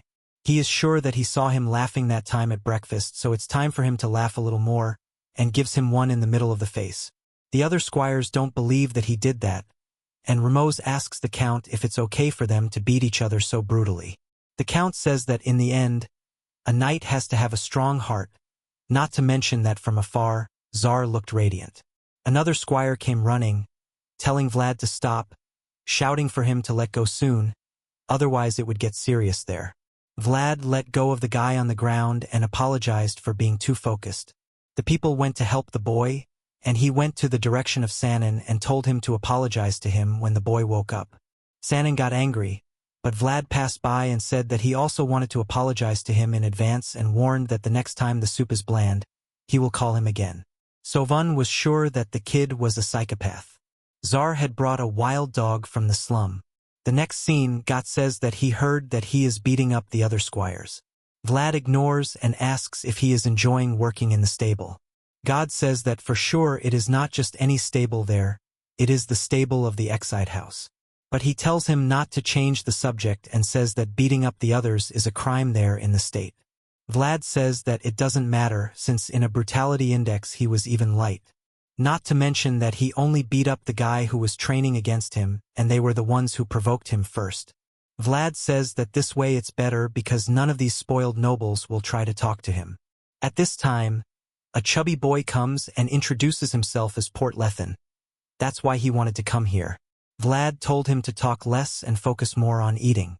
Portly revealed that the sausage he was eating was provided by his father. They have been raising cattle for generations, and that if Vlad likes sausage, his family can provide more, and he asks if he is really trying to buy him with sausage. The next scene, they were in the boys' stock, and wow, there is a lot of food. Vlad had forgotten that several of the squires there are from rich families. Maybe it's good for him to start building some connections, and asks Port if he wants to eat together from now on. The chubby guy gets all happy, asking if he's serious. Vlad says that of course he is, because the squires have to stick together, not just because of the sausage. Tsar is exhausted from having to train Vlad twice a day and still help Joseph.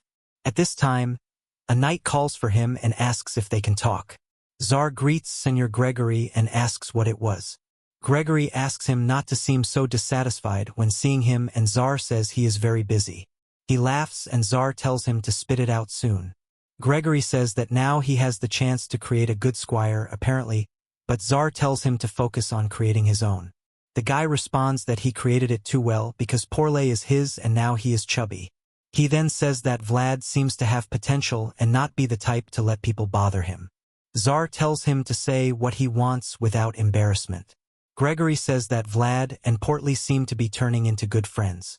Tsar says that this is impossible, that child thinks too much of himself and would never make a friend, but Gregory reveals that he wanted Vlad to defend Porlay a little bit. This is because he is the son of his cousin and has been suffering a lot in this place lately. Tsar asks if he is really expecting this to be free. Gregory says that if he does that, he will owe him a favor. Tsar says then that he will try, but the boy doesn't listen much to him. Gregory says that it's good. Tsar says that he's actually not understanding. He really doesn't listen to anything. Then the guy says that apparently he will go far in life. Then already in the stable, Hug says that he doesn't know what the problem is. The horses there are well trained, but it seems that none of them accept being near Vlad. It's not that he doesn't know how to ride one, it's just that none of them accept him. Vlad thinks that his life has always been like this. Every dog and cat has always run away as soon as he sees him. But he remembers that on the day of the lake he stayed on the horse, even though it was Got who was commanding him. Got said that that one was Tsar's horse, but it costs a fortune.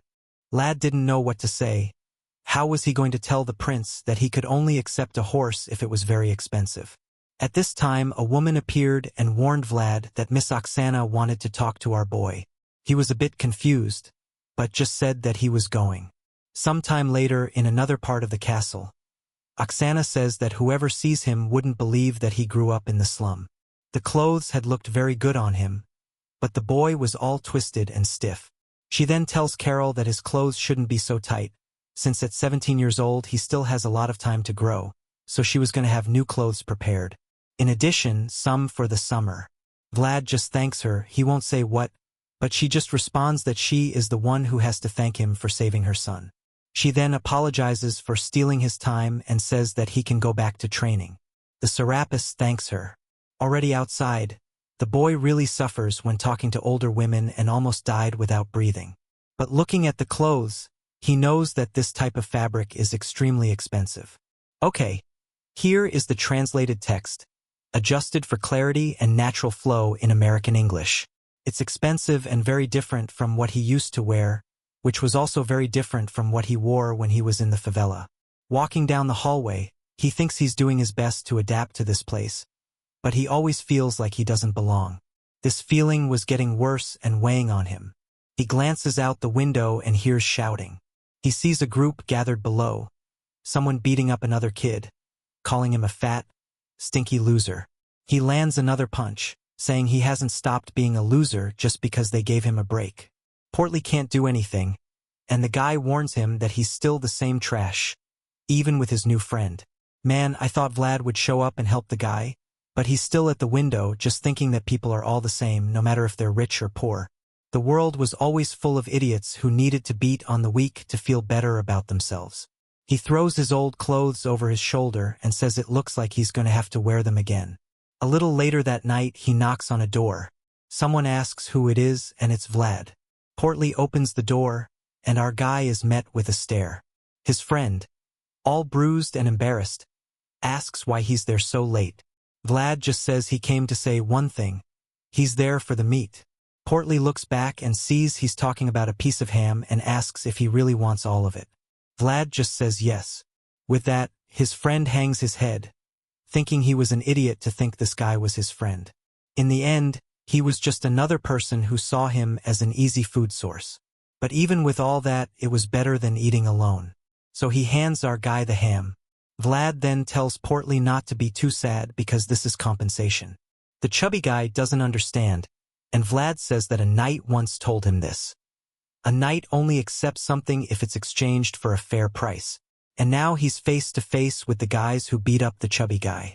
He sees that it's going to be 14 against 1 and says that even the guys in the favela weren't this cowardly. But the other guy just tells him to shut up and warns him that his confidence is going to disappear today.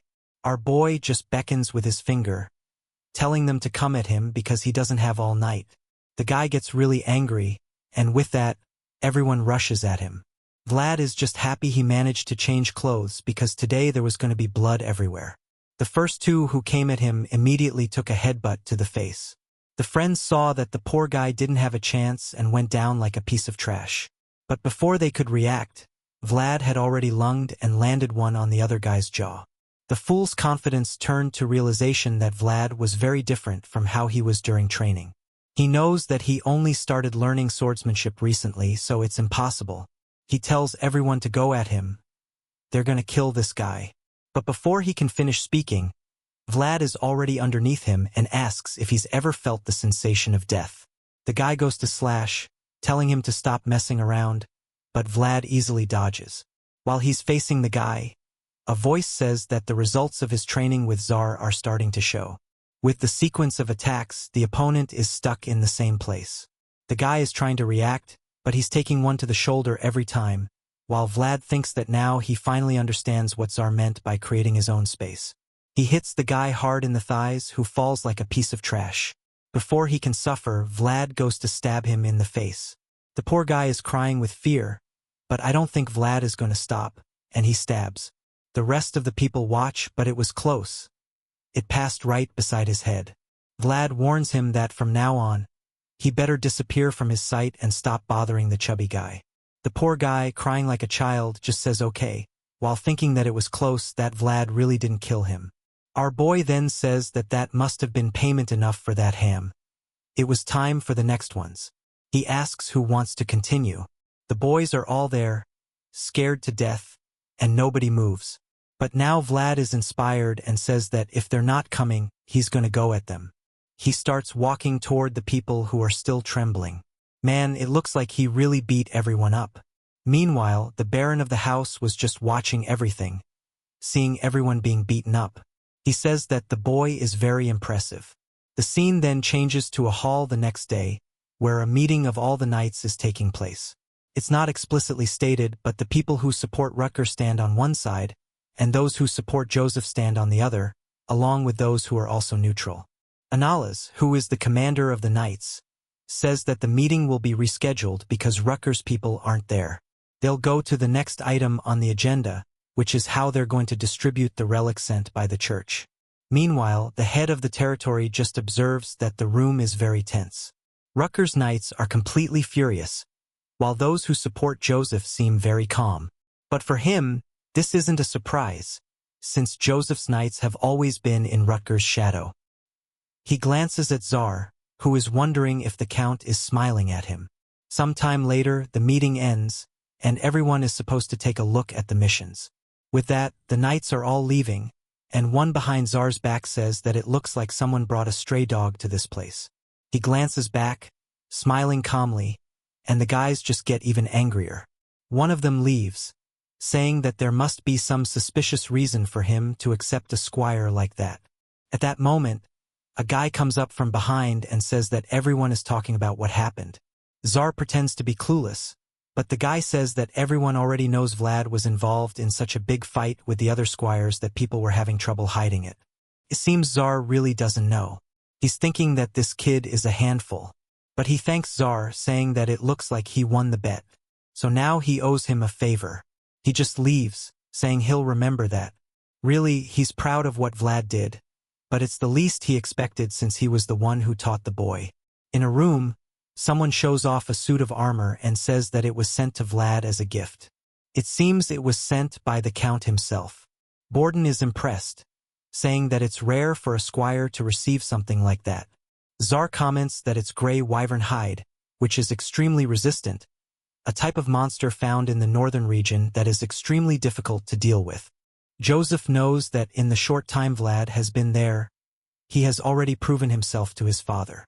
Czar comments on the fight that happened and that it seems no squire had a chance, and everyone found out about it.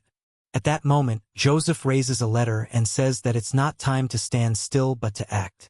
There was their next step. Czar glances at it and says that an invitation like this wasn't common. But his friend just wants to know if he's going to accept it or not. He says, of course, since he's extremely tired of taking care of this kid. The two agree, and with that, it's settled. They were going to the region of Dermar. The sky is blue, and he was already in the carriage. Seems our Vlad is going along.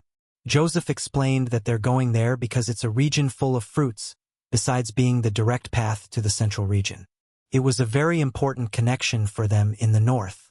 Our guy asked if that's why Czar is going too, and Joseph confirms, explaining that crises are moments of opportunity, even when you're not involved in them. The Rhinal house was going through an heir dispute, and one of the people who was going to compete for successor was asking for help. Vlad replies that this world of nobility really is kind of complicated. With that, Joseph says that to sum it up, they were fighting for control of all of Dermar, and obviously this was an internal fight. The rightful heir to that place was known as Alice Rhinal. But an uncle of hers named Hendre was trying to make everyone believe that she was born from an illegitimate relationship. He's trying to do this because if she disappears from the dispute, he will automatically rise to the throne and be considered barren. Even though Alicia is the true heir, she doesn't have many supporters, and she was also born a woman in a house of knights. That's why a competition will be held in which she will have to prove her innocence. Joseph knows that his family's relationship with hers is very distant, but it's enough for him to be able to defend her. With that, he then explains that this is the chance they have to gain a favor from this house, and his father also agreed with this. Vlad soon understands why Czar is going. Probably the owner of this house called him especially to defend their honor. Czar soon notices he's being looked at and tells him not to stare so much. Vlad asks what the problem is, and Czar says that it's strange for a squire to be there calmly in the carriage while he's out there. He apologizes, saying that he's really ashamed of this situation. Obviously, this is because our boy still doesn't have a horse for himself. Czar says that it's ridiculous to beat up a bunch of squires and be afraid of a horse. Our boy tries to say quietly that the problem is the horses, not him. He's sure that if it was a more expensive one, maybe it would work. But Czar already gives him a scolding, saying that the horses he needs are worth more than him. Suddenly, Vlad notices something strange. His heart was beating fast. He wonders if it's because he was getting scolded by Czar. He imagines that maybe that's it, even though it doesn't make much sense. All the time, Joseph was saying a lot of things that he didn't understand, while Czar didn't stop scolding. But then he feels something even stranger, and the whole place starts to go through an earthquake. Borden says that the ground was strange, and suddenly everything starts to shake even more. Czar tells everyone to get out of the carriage, and the guys obey. With that, our boy opens the carriage door, pulls Joseph out of there, who is kind of confused. He tells the boy that he appreciates the care, but he didn't need to panic so much. Borden, who was on the ground, says that it looks like whatever it was has passed. Vlad comments that it's the first time he's felt an earthquake. But Joseph says that it wasn't an earthquake. Looking into the distance, you could see that something passed by them in the entire forest. The ground was completely churned up. What passed there was a giant deathworm, which is basically a remnant of an ancient fallen dragon. Vlad is surprised, and in the next second he's smiling, saying that something like that was magnificent. Sometime later, they were arriving in Dermar. They stopped in front of the inn, and Joseph said that for now, he's free to do whatever he wants. He was supposed to go for walks, walk around the city, get as much information as possible or whatever. Vlad, however, is kind of confused, since he doesn't really know why he's there. Joseph asks if there's a problem. He says no, maybe he'll try to find something to do then. But the prince tells him to think carefully about why he was brought there. It's not every day that you can see a duel of honor, even more so a battle of groups where each knight comes from extremely important families. He was there to watch these people and learn by watching them. Joseph intends to train Vlad as best he can, and obviously this was a perfect chance. With that, Tsar just tells him not to get beaten up out there because tomorrow morning they'll have training. He glances at him and says that he's not that much of a fool. But the trainer makes it clear that he has no confidence in the boy. They then start leaving but tells him not to do anything too suspicious either. Being alone, our boy knows that it's been a long time since he's had free time, so he doesn't even know what to do. He takes a walk around there and notices that everything is much smaller than Vasil, not to mention that everything seemed kind of old, almost as if they didn't take care of things. Maybe business wasn't going well. It's at this moment that the sword trembles and says that it remembers having been there, or at least it remembered the tree that's on top of that hill. Our boy says that it looks like he found a good place to pray for someone who isn't religious. This boy prays a lot. He tells his friend that he always delivers the skills with swordsmanship, and now he's going to help him recover his memories. Whatever the case, it was time to start helping him. In another part of the castle, Joseph introduces himself, and someone thanks him for coming. He says that naturally, a threat to any member of the family was a threat to him, so obviously he would show up. In front of him was Miss Alice, and Joseph says that the Vasil house had already given permission, so now it was just up to her to make the decision. The girl says that this was already done. She would respect the wishes of the count. Of course, this would only happen if the victory of the duel was hers.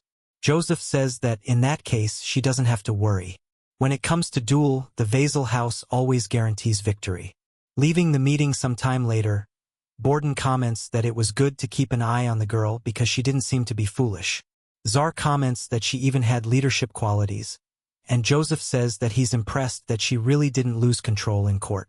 But even so, none of this changed his plans. Back with Vlad and the sword, he thinks that memories are the only things that remain at the end of a person's life. Maybe that's why humans are so obsessed with leaving their mark on the world. That's because when these marks are seen in the future, it's as if memories of that day come back. Looking at the tombstone, our boy says that he wished his mother had also had a decent burial. He starts cleaning the leaves, saying that it looks like they're not taking much care of it. He tells the sword that he's just giving it a little cleaning because that's a good way. The sword seems kind of embarrassed. He then says that he came up there because it asked him to, so it was supposed to give him a, okay. Here's the translation of the text into US English, with some adjustments for clarity and naturalness, while maintaining the original meaning and tone. Okay, here's the translation of the text into US English, with some adjustments for clarity and naturalness, while maintaining the original meaning and tone. He takes a good look at it, then sticks it into the ground. Immediately, an image emerges from it, and the voice says that memories were coming to her like bubbles rising to the surface of water. He remembers that this tree was much smaller in the past, but he has no idea when that was, only that he's been here before with someone else. He then seems to notice something and tells our guy that something is staring, that it seems to recognize him. Vlad, confused, doesn't understand what he's talking about, but the voice just asks to borrow his body. Our boy says, "Give me a minute." With that, his eyes close. As soon as he opens them, a flash of blue light sweeps through the place. Vlad is surprised to see a kind of giant membrane above the tree, staring at him, and the voice says that it's a spirit trapped there. Our boy realizes that he's been seeing a lot of weird stuff lately and tells the voice that the spirit is clearly staring at him. The voice responds that it's because it knows he's inside Vlad. The thing is coming down. Our boy is scared, but the other tells him not to worry, that it doesn't bite. That's when Vlad notices that, even though the creature was getting closer, his body was actually reacting calmly. It was almost as if it had been filled with the energy of spring. Suddenly, someone appears behind him, asking who he is. Vlad is startled. The snake unravels, and the person repeats, demanding he explain himself. A girl with blue hair says that only members of the Rhinal family are allowed in this cemetery. Vlad apologizes and says he just came here looking for a quiet place to pray. She's a bit confused, and then he shows her the token of the Vade Exit family, saying that she doesn't need to suspect anything. Seeing that he was Scud of the Tsar, she says that he really doesn't seem to be lying. He thanks her, and they both fall into an awkward silence. He's already imagining that what he did must not be very polite, which would be a problem if it got out to Joseph. He'd definitely end up getting beaten by the Tsar, as always, so it was best to make sure this woman didn't say anything.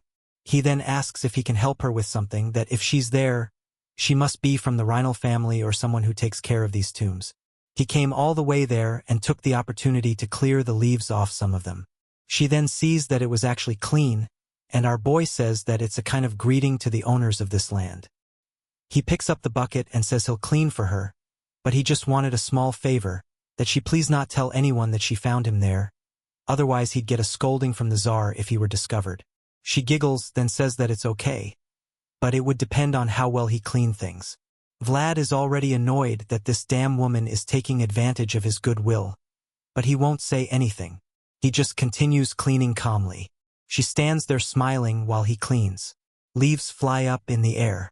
Meanwhile, in the castle, swords clash against shields. Our Carrero was there, impressed by the guy's practice. It really was a training session between two real knights. The voice tells him that the guy who was hitting was really strong. The bones of a person like him would be shattered if they tried to defend themselves from Senor Collins' attacks. Our boy thinks that it's no wonder he has the title of Wild Ox of the Central Region. But for him, the most impressive thing was Senor Pablo, who was able to defend himself with ease.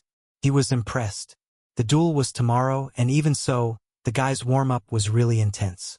He asks if all the knights are like that, and the voice reminds him that Borden was also a knight.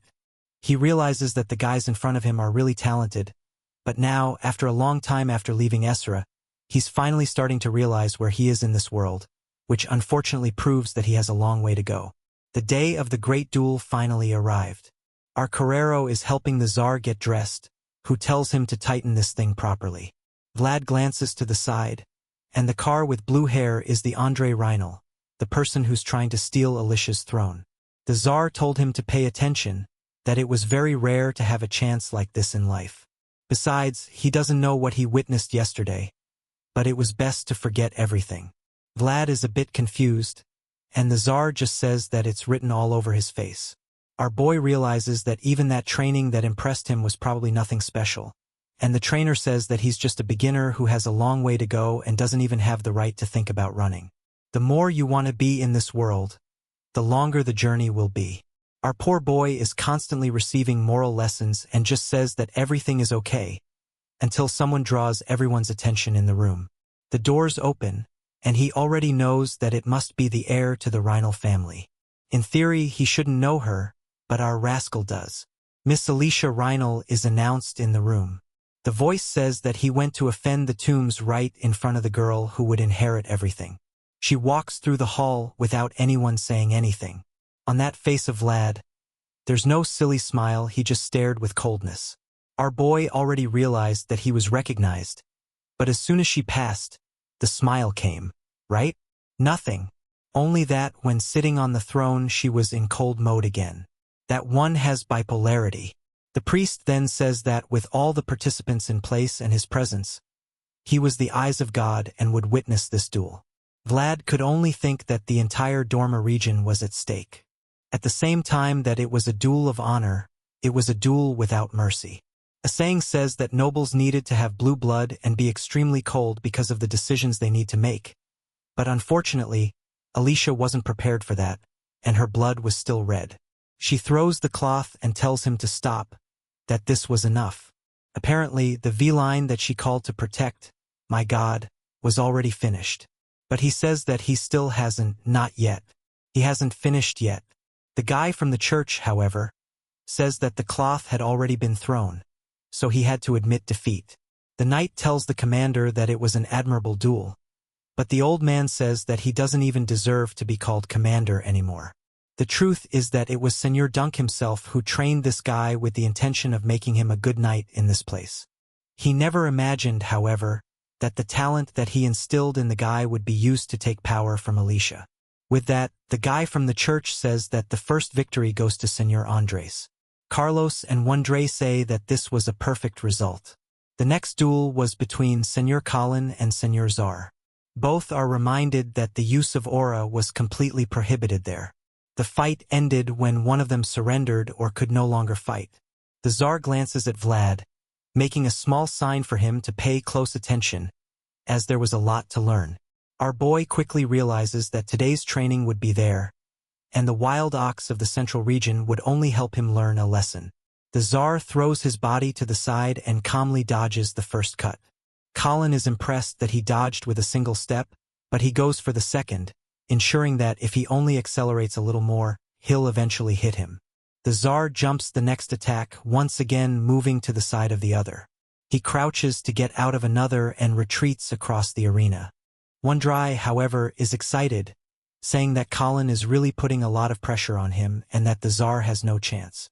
But in the background, Pablo had already realized that this was not the case.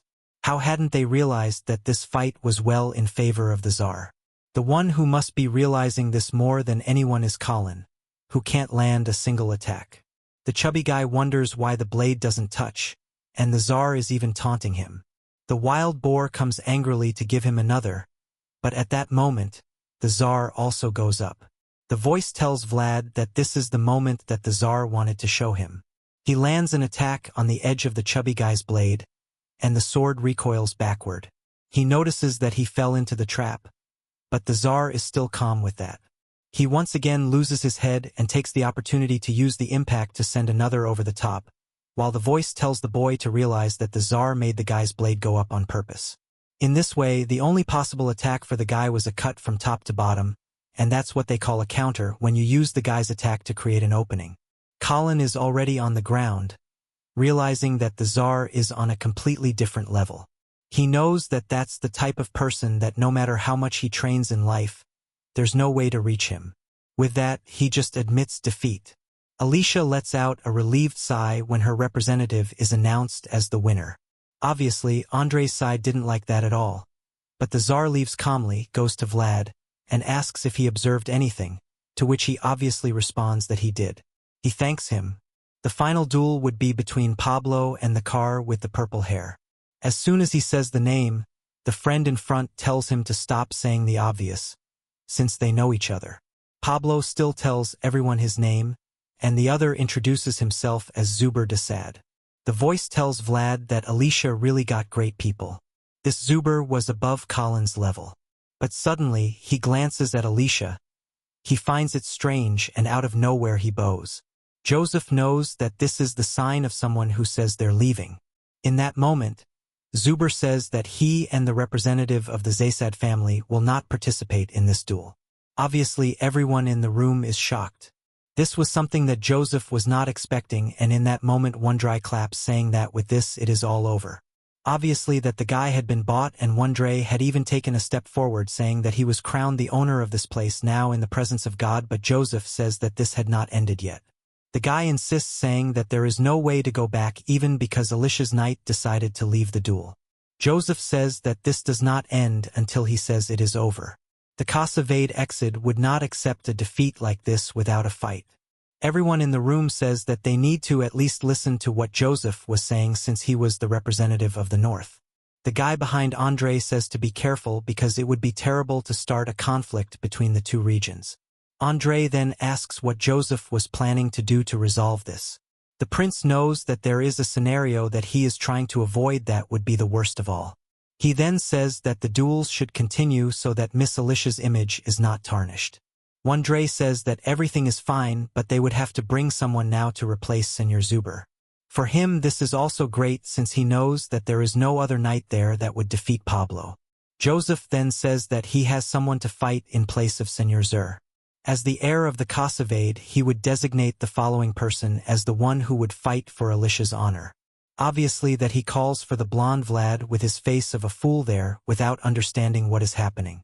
Andre however says that this is not allowed since the guy is not even a knight, but Joseph responds that in a duel of honor anyone who can hold a sword has the right to participate. The guy insists saying that it would be a dishonor to put Pablo to fight against a squire, but Joseph insists saying that it would be a dishonor for the Casavade exit to lose a duel like this with this type of framing. He would not accept this stupid defeat, and that is why he would indicate Vlad. Hendry says that everything is fine then, if he is insisting so be it, even because he knows that the boy is just a squire so he has no chance. Vlad asks if he heard right, that he will have to fight against a real knight, and the Tsar just says yes. The boy just wants to know if he does not run the risk of life. The trainer says not to worry, that if his life is at risk, he would stop the duel, but what Vlad hears is that the guy will stop the duel before his life is at risk. The Tsar does not respond anything, and he obviously does not like this silence. In this, Joseph comes and gives our boy a hug. Vlad says that this is not necessary, but the guy actually just saw passing a message and says that he just needs to endure for 10 minutes in total from the beginning. He already had a plan in play and the instructions had been passed by Borden. All he had to do was gain time. Our boy wants to know if 10 minutes is enough even, and Joseph says that the more the better. He then responds that everything is fine, he will do his best, however obviously that it was for him to be careful. Our boy then goes to Alicia, greets her, that only gives a little shake of the head. The two knights then are face to face. Vlad presents himself as himself. Vlad, who else would it be? However, the guy Pablo is with a face of anger. He threw the shield on the ground and said that the boy does not have the right to listen to his name. He was not worthy of this combat and was dishonoring this duel by participating. However, our boy is starting to get tired of this talk of worthy and place of right since Scar. He wondered why the nobles wanted the beautiful things of the world only for them. He was actually born in a poor place, however, he sees no reason for him not to deserve to be there. He was not willing to end this without doing anything, and then asks Pablo how they were different from each other. The guy only responds that his actions have been bringing shame to the Casavade and warns the boy that the normal rules of the duel would not apply. It was for him to use everything that he had, and even so he would be completely defeated. The story says that today was the day for the boy to shine, and he goes up. Pablo defends himself from the first attack and soon gives a slide, attacking Vlad back. Today was the first time in Vlad's life that he fought for someone other than himself. He advances with the voice saying, "For the left side of the head." That was where the guy used to defend himself with the shield. Even though he was a skilled knight, he was a creature with habits. Soon the guys behind Hendry realized that the boy was not an amateur. Vlad continues hitting on the left and on the right with speed, however Pablo seemed calm. He could notice that the boy had a natural talent and actually carried a flame inside him. It was possible to see that he was a wolf hungry for combat. Actually, he admired so much enthusiasm, and that is when Vlad felt something weird, and right in that moment Pablo gives a sure cut. He faces the boy and says that he has talent, however he was still very new and had a long way ahead to hold this attack. Okay. Here's the translated text, adjusted for natural-sounding American English. The arm and the sword were still knocked to the ground. Pablo comes over to ask if the tricks are over. I thought our boy could dodge with style, but he was knocked down and was already getting beaten badly until a voice said in his face that he had to stop taking those direct hits and managed to redirect the blows.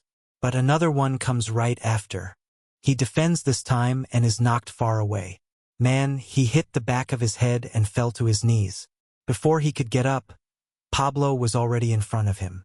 He said the kid was impressive, but it was still too early. However, he admits that the guy really deserved to challenge him. It's a shame that the first time they met was under circumstances like this. They could talk another time, but now it was the end of it. Our boy sees only the shadow of the attack coming and, in a quick movement, redirects it. Tsar was about to stop the duel, and everyone is shocked. Pablo realized he just took a counter just like Tsar's. Everyone in the hall is trying to understand how a squire defended an attack from Pablo. Wender is saying it's not possible, it must have been a coincidence. You only had to look at the guy to see he was barely holding his sword. But Pablo is the only one who's sure it wasn't a coincidence, because even he didn't quite understand what happened. Then Vlad calls out to him and asks him why. He asks the guy why because it could only be their people. Pablo is kind of confused, wondering if the kid is delirious. Vlad has his eyes half closed, and Pablo realizes that he seemed to be in some kind of dream or living in his memories. The story then narrates about the boy who was worthless, but still wanted his place to shine in this world. He desired mastery and also the opportunities to somehow find his worth in this world and reach a more beautiful place. Vlad then says that he also wants to get there.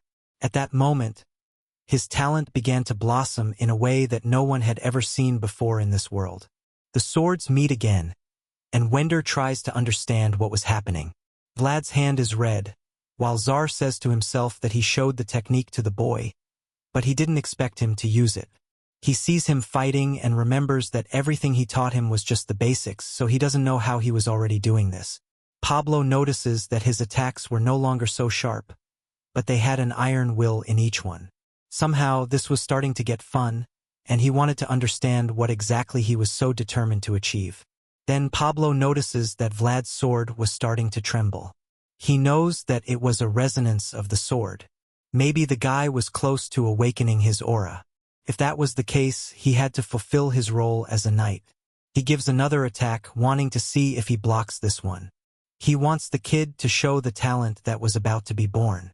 Once again, Vlad defends himself, while people in the audience wonder what was happening. His blade was starting to be surrounded by a blue aura, and the knights there knew that it was a sign.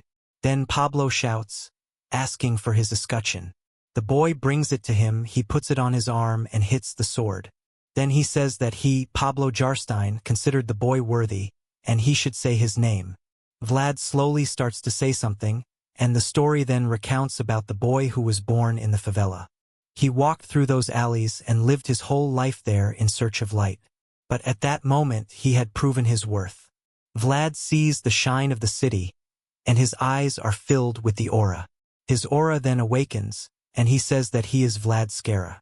The shine starts to blind everyone in the room, who have to cover their eyes. Then Pablo also activates his aura, telling him to come at him with everything, since he had recognized him. Then, surrounded by the aura, Vlad jumps towards him, but a little later, he's lying on the ground. Pablo smiles and says that he fought very well. Our boy had gone to sleep peacefully until Hendry calls and tells him that he had used aura in the duel. This was completely against the rules, so he had been disqualified. Pablo just thinks that Andres was pathetic and doesn't see the value of this moment. Then Joseph and Czar go to him and thank him for fulfilling his duty as a knight. Pablo replies that he was just doing his job and it was an honor for him too. Then Joseph asks the priest if that was aura, kind of shaky. He says that yes, it definitely was. Then Joseph says that they are having a problem between going against the sacred rules of the duel and the code of the master swordsman. The priest doesn't quite know what to say, and Joseph remembers that the master swordsman was just one person who existed in this story. He defined the code of honor of the knights and their obligations. If Pablo had been against the boy's awakening, he would have gone against the duty of a knight, and no one there in that room was qualified to say whether that was right or wrong. And that's why they would have to discuss it first with the Vatican and the royal family. The dispute could only be closed when they received an official decision. The master swordsman had said that all people in the world deserved the chance to awaken. That's why any knight had an obligation to help when that happened. Anyone who followed the path of a knight would make this oath. This was the first rule in the code of the master swordsman and also the founding king of all these lands. The king, the sky was blue, and our boy woke up in bed. He was all twisted, asking for help while saying that his whole body was hurting. Then someone served him, and he saw that Joseph was right in front of him. Our boy apologized for passing out, and the guy replied that it was okay. He then asked if Vlad was feeling stronger, but he said no. Then Joseph thanks him for the duel and says that he didn't even imagine that he could last that long.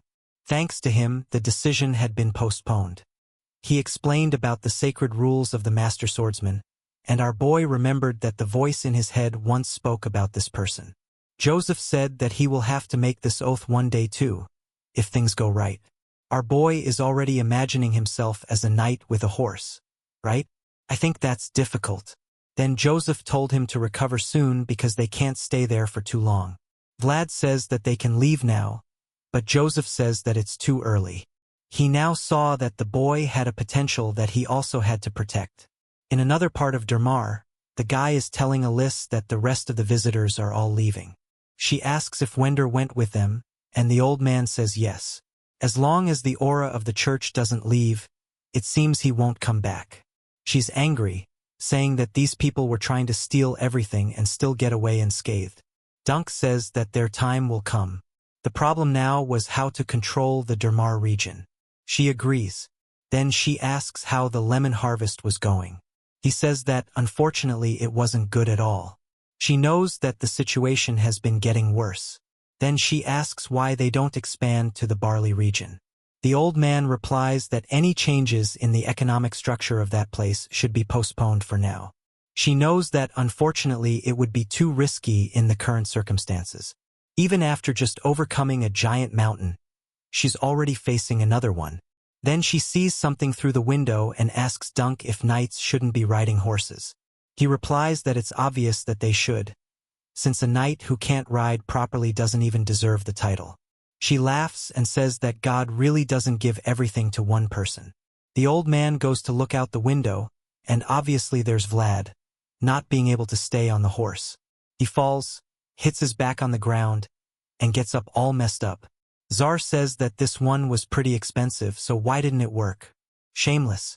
Our boy says that maybe it wasn't expensive enough, just to get punched in the head by the trainer, telling him to think twice before speaking. Our boy then says that he swears that he once managed to ride a horse.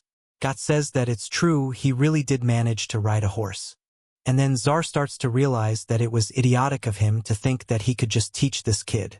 Maybe the horses really were a problem, since they seem to run away from the boy even when he's nearby. It was almost as if the animals were afraid of him. Then he says that's it for today and says that there won't be training tomorrow. Our boy wants to know when he's going to learn to ride a horse, because Czar says that for now it's better for the boy to give up. Then the protagonist closes his eyes, saying that everyone loves to tell him to do that. The trainer, Kansar, replies that unfortunately there's nothing they can do. When they were back home, they would think about it, but for now he had something else to solve. The friend then tells Vlad that it seems that the horses don't like him more and more each day, while our boy wants to know what he's going to do if even the expensive horses don't like him now. Got tells him to try riding a cow, because at least they don't run away properly. Vlad isn't happy, and the friend says that then he should continue in Joseph's carriage. Czar will definitely like that a lot. The friend then says goodbye, and then the voice tells our boy that maybe his internal energy is too strong for the creatures. This is because animals are much more sensitive to it. Our boy wants to know what to do, and the voice advises that he will have to learn to control the energy he has. When he learns to control the aura properly, it will also be easy to control this type of thing. Vlad, however, says that it's extremely difficult to invoke even a little bit of aura, and the voice reminds him that, as Czar said, it's a very long path and it takes a long time. Then he looks to the side and says that after the ceremony they are returning, maybe they could pass by that place one last time. Meanwhile, walking through the corridors, Zhu knew that he had failed in the mission, but people would understand his side. The boy was a kind of natural disaster and there was nothing he could do. But it was really unbelievable that a squire caused all this. Suddenly he stops for a second and a blade is placed on his neck. He already says that this was a very rude way to say good morning to someone. Maybe it wasn't something so necessary. Czar, on the other hand, says that he thinks it is necessary. Then Zhu says that apparently he has nothing better to do with his time, since he's standing there waiting for him until now. But Czar replies that he's there to resolve unfinished business. Then Zhu says that he knows that he must be angry, but unfortunately he also had no choice. He pushes the blade, telling him to calm down a little. As a knight, he should know what their occupation demands. Even if the master tells him to bark, they have to obey. He's giving him a stare with the aura, and the two are just standing there looking at each other. Then Zub smiles and says that this must have been a sufficient warning. They could be called knights, but they were more like stray dogs that bite when they are ordered. With that said, he was leaving, since Czar apparently was tired of barking at him. The guy doesn't before Czar gives him a quick kick in the shin. He trips and hits the wall. He still warns that he has a tolerant master who wouldn't mind if he resolved this there. Zub clearly doesn't want to get involved in this fight. He just asks if he's satisfied to take another beating, saying that he's still not. With that, the poor guy falls to his knees and gets the wind knocked out of him. Then Zar says that as a young knight he should know why he had to do this. Zub, all twisted, replies that maybe he deserved this. The trainer then says that this wasn't enough for the humiliation that the prince went through. Zu gets up all twisted, saying that he's sure that they will see each other soon, because he should know that the empire is starting to crumble. In times like this, it's smart to choose the right partners. He withdraws and says goodbye, saying see you later. As much as Zar didn't want to accept it, it was true that difficult times were approaching.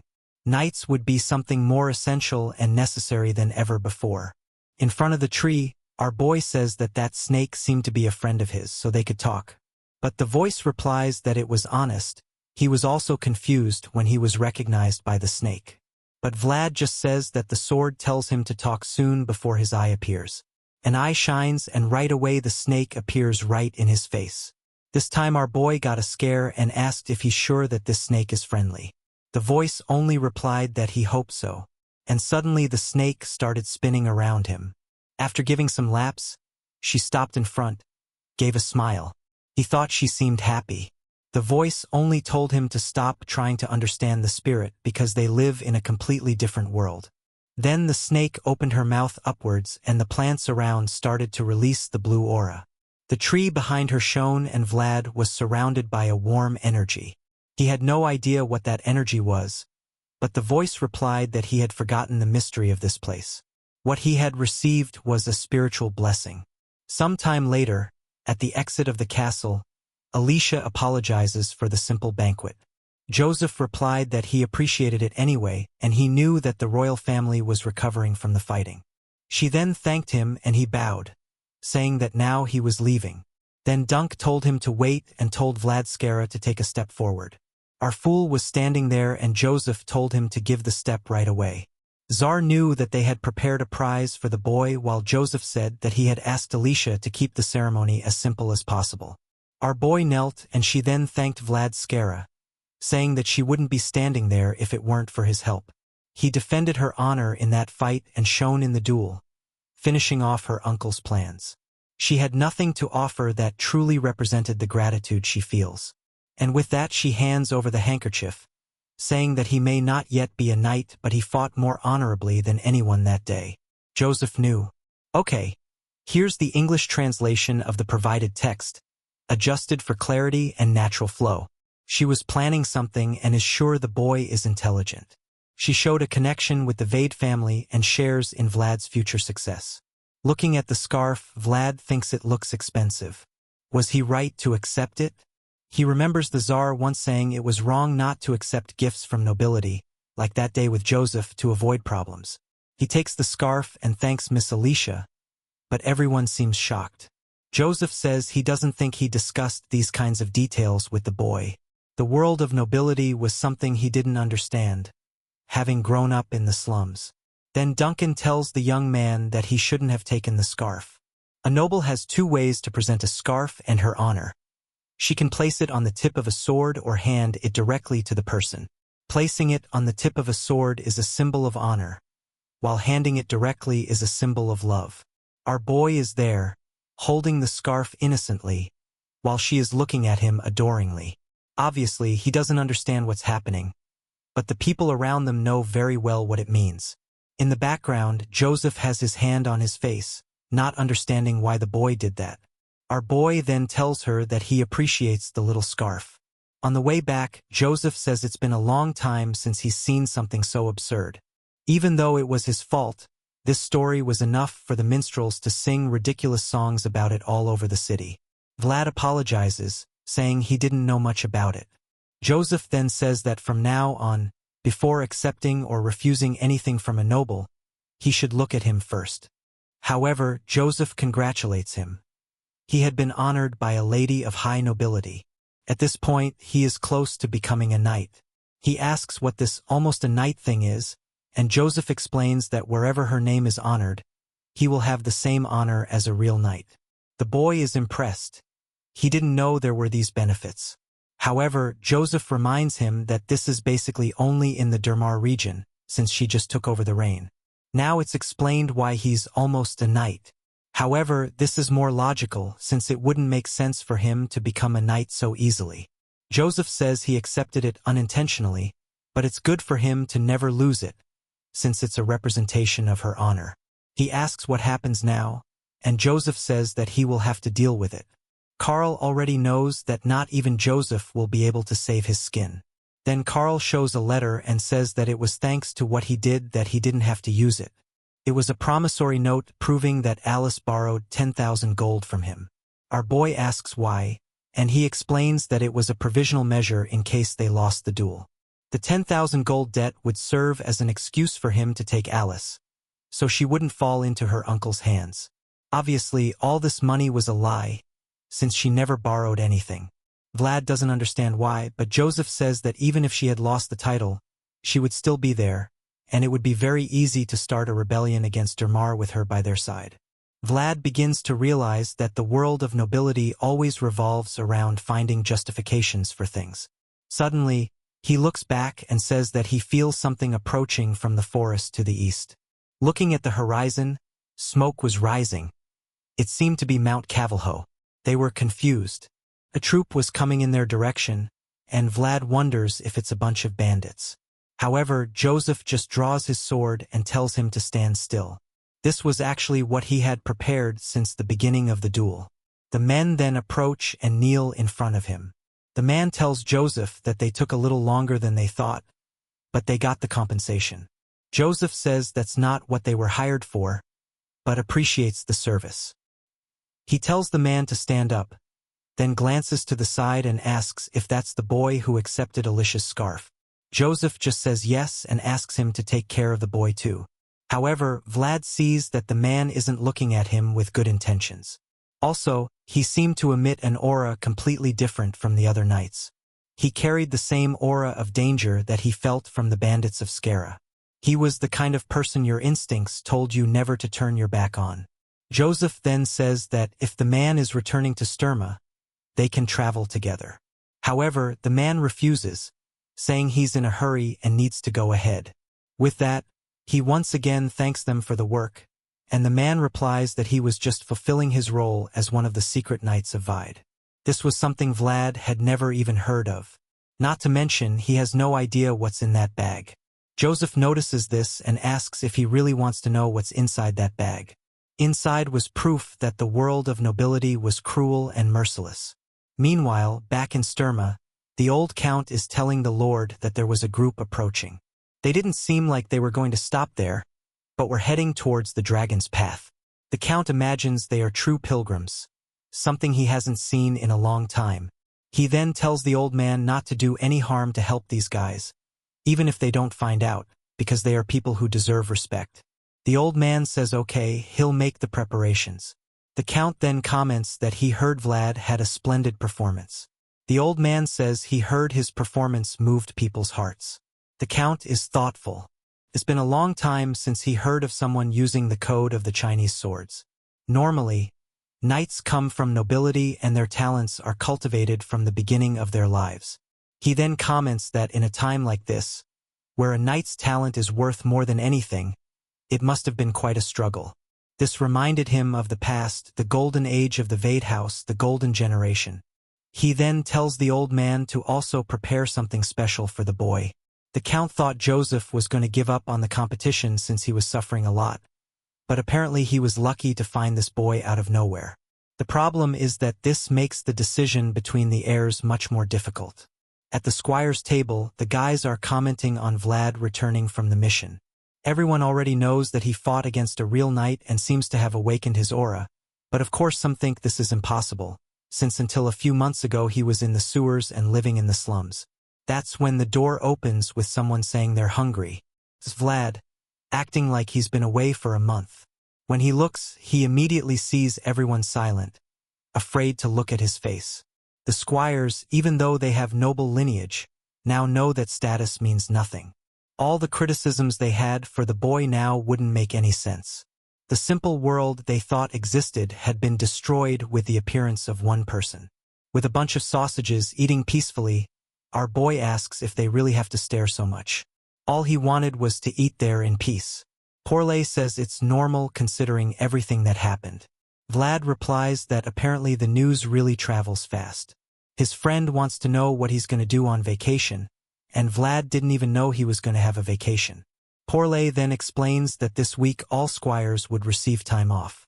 Vlad, however, has no idea what he would do with a vacation, because he doesn't come from a noble family, so he has nowhere to go. His friend tells him to visit his house, that he would have his father send an official invitation. It would be very good because he never had a friend at home. Vlad is thoughtful while his friend is giving several arguments, saying that they would make several sausages and any kind of meat he wanted. Also, he heard that the boy was looking for a horse and his family's business involves that too. When he hears the boy say that he has horses with better pedigrees than theirs, then he gets excited, saying that if that's the case, he will definitely visit his friend. Sometime later, he was practicing with Tsar. Vlad was kind of lost and Tsar seemed to notice this, giving him another attack, telling him to focus. They continued attacking, Vlad defending, but Tsar was starting to lose his head. He prepared an attack and gave him a direct hit on the back. His lunch came back up right away and Tsar told him not to pretend in front of him. It was good for the boy to stop thinking he was something just because he fought against a knight from Dermar. Apparently, the advice he had been giving wasn't working. Our boy is going to try to say something, but seeing Tsar's face, he just apologizes. The guy then says that if he's going to force himself to appear for training, he shouldn't even appear, just leave, saying that's it for today. With that, our boy leaves very sadly. Tsar knows that what the boy achieved was impressive, but everything was a sandcastle. At any moment a strong wave could come and everything would be destroyed. At this moment he needed a stronger foundation. Walking in the hallways, the voice says that he told him to concentrate on the basics and now he made Tsar angry. Vlad said he was trying to activate the aura just one more time.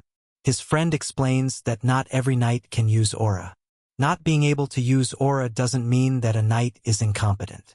In fact, it was just a manifestation of the potential that allowed him to go further, but he had to remember that he just started learning fencing. There was still a lot to learn.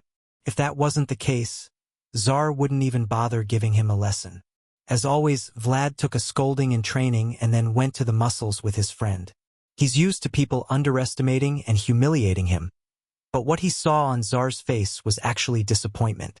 That really hurt more than the blows of the sword. At that point, the voice says that he didn't even have a chance to talk about the holiday. Our boy replies that it doesn't matter since he doesn't deserve to rest. He would continue practicing until he was exhausted. Under the moonlight outside, there he was practicing. He raises his sword, gives another cut in front of him. He had already left a trail. He was getting exhausted and the voice said that it was enough for today. He wanted to continue, but his friend said that he was just getting more exhausted for no reason since he wasn't improving anything. He stretches his back and says okay. He looks at the moon and thinks that they are really right. He was just at the beginning of things. From the top of the wall, Tsar was watching all this. He saw that the boy's eyes were as always on the moon. He really was a wolf chasing her. Meanwhile, in Count Haven's territory, in the city of Trinova, the whole place was on fire. There were screams everywhere. In the throne room, there was blood and bodies everywhere. A man was lying on the floor and a voice asks why he's there. He comes walking with a sword in his hand, wanting to know if they completed the final mission. The man approaches and the fallen says that apparently things will end like this in front of him. In front of him was the target of our guy, our dear Godin. The fallen guy says that he knows that a knight has to prioritize the master's commands above honor, but that doesn't mean he will follow any command conditionally. The ancient knights of Count Jitar wouldn't do something like that. Guatin replies that that's the reason they are all dead. The knight then tells him that one day his light would also go out. It was good for him to send the message to Count Jitar that he would be waiting for him in hell. Godin just says that the message will be passed, and with that, the red flies back to Vlad with his dumb face asking if he's really going to get a vacation. Joseph says yes, that he heard that he even received an invitation from the Cannon family. The dumbass is surprised. The guy says that the messages travel fast. Besides, his friend is a squire of Gregory who certainly went telling everyone. Our boy can already imagine how that message ended up in Joseph. At that point he says that the boy received a vacation anyway, so now that he has a place to go it was even better. Our boy just thanks while he observes Zar, who is with his eyes closed. Joseph notices this. Apparently something had happened between the two. He could say something to improve the situation of the conversation, but he prefers to see the two suffering. Vlad is there thinking that the silence hurts and he doesn't even know how to get out of that room. At that point Zar just says that vacation or not a knight would never stop practicing with the sword. Vlad replies that he understood, and the guy completes saying that if he missed training for a day he would notice, and if he missed training for a week the enemies would notice. Zar knows that the boy is not the type to run away from training, but in a moment like this he needs to ensure that he is consistent, and he then replies that he is looking forward to seeing his progress on the day he returns, and our boy became all bright saying that he understood. At that point Joseph just tells him not to have great expectations with the horses of his friend's house because he thinks it will be difficult to find something that serves him, even though they were great horses. Obviously the problem was our boy and not them. He then releases the boy saying that he will see him in a week, but it was good not to bring any gifts. Vlad is thinking that this means maybe that he expects a gift. He can't understand what these guys are talking about. As soon as the two are alone in the room, Joseph comments about the cannon house, and Zar says that now that they are going there both will end up meeting because they attract a lot of attention, but maybe that person would be interested in the boy. Joseph knows that that person will certainly want to steal Vlad, but obviously he wouldn't let him steal his boy. The change of scene as always is to our boy with a dumb face being put on some new clothes, and obviously Oksana is in front saying that the color looked splendid on the boy and combines very well with the leather armor he had. Okay, here's the translation of the provided text into English, US, with some adjustments for clarity and flow. The text is quite robust and evolved, so anything would be greatly appreciated. Vlad sincerely thanks Miss Oksana.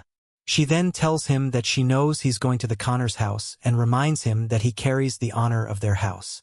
He should have basic etiquette, otherwise he would bring shame upon them. She then approaches, places her hand on his shoulder, and asks him not to embarrass them. Our emotional boy sees her all radiant.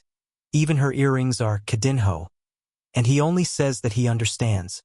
Thereupon, she says that after the holidays, she'll arrange for him to have an instructor to help him, so that he never again makes the mistake of accepting a lady's kindness with his hands.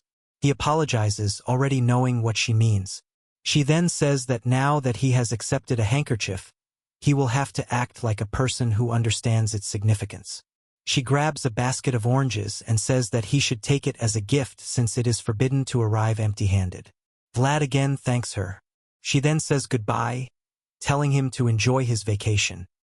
He leaves the room, glances to the side, and sees his reflection. He can barely recognize the person he has become. Next to him in the reflection, he sees our dear Gamina from a long time ago. According to the news he heard, she's in a convent of nuns. All he hopes is that she's well, but he's sure that whatever clothes she's wearing must be strange for her. The scene then changes to a convent. In a kitchen, someone comments about a squire from the Vade house who is causing a mess while the nuns stand and talk about the boy seeming to be very handsome. A red-haired nun is cleaning the floor. Her hands are ruined, and the women say that the boy has light hair and blue eyes. He certainly comes from noble ancestors, especially since he awakened his aura very early. Upon hearing about nobility, Ragina knows it can't be him.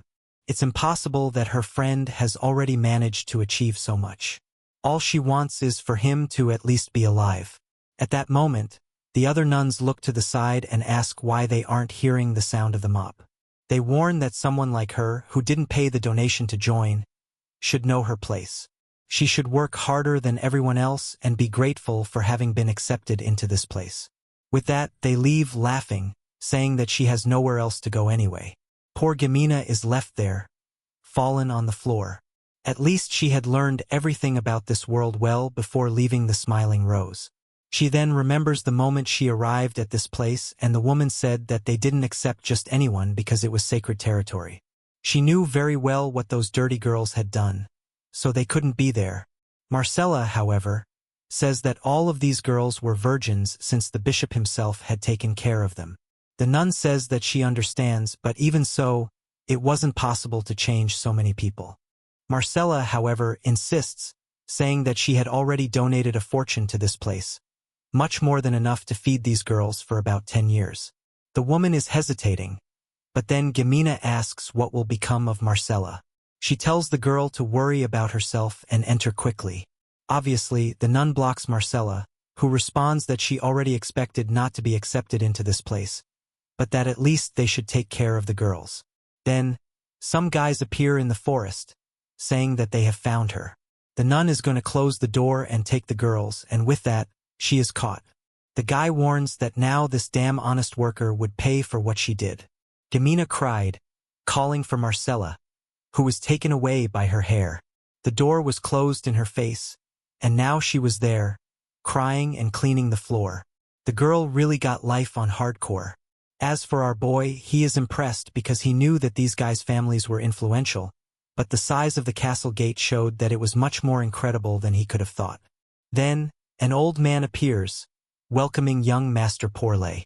The chubby guy is all happy and gives him a little hug, saying that he missed him very much. He explains where his father is, and the old man says that he was receiving some visits that arrived unexpectedly. He tells our boy that it would be good for him to see the ranch, which is the pride of this house. Vlad thanks him, saying that it's a great idea and that he was also curious to see the horses.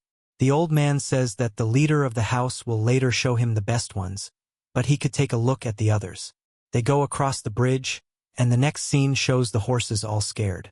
As soon as they saw Vlad, they all ran away, even the oxen, the sheep, whatever was in that place. Our boy soon realizes that not even the cows would be an option.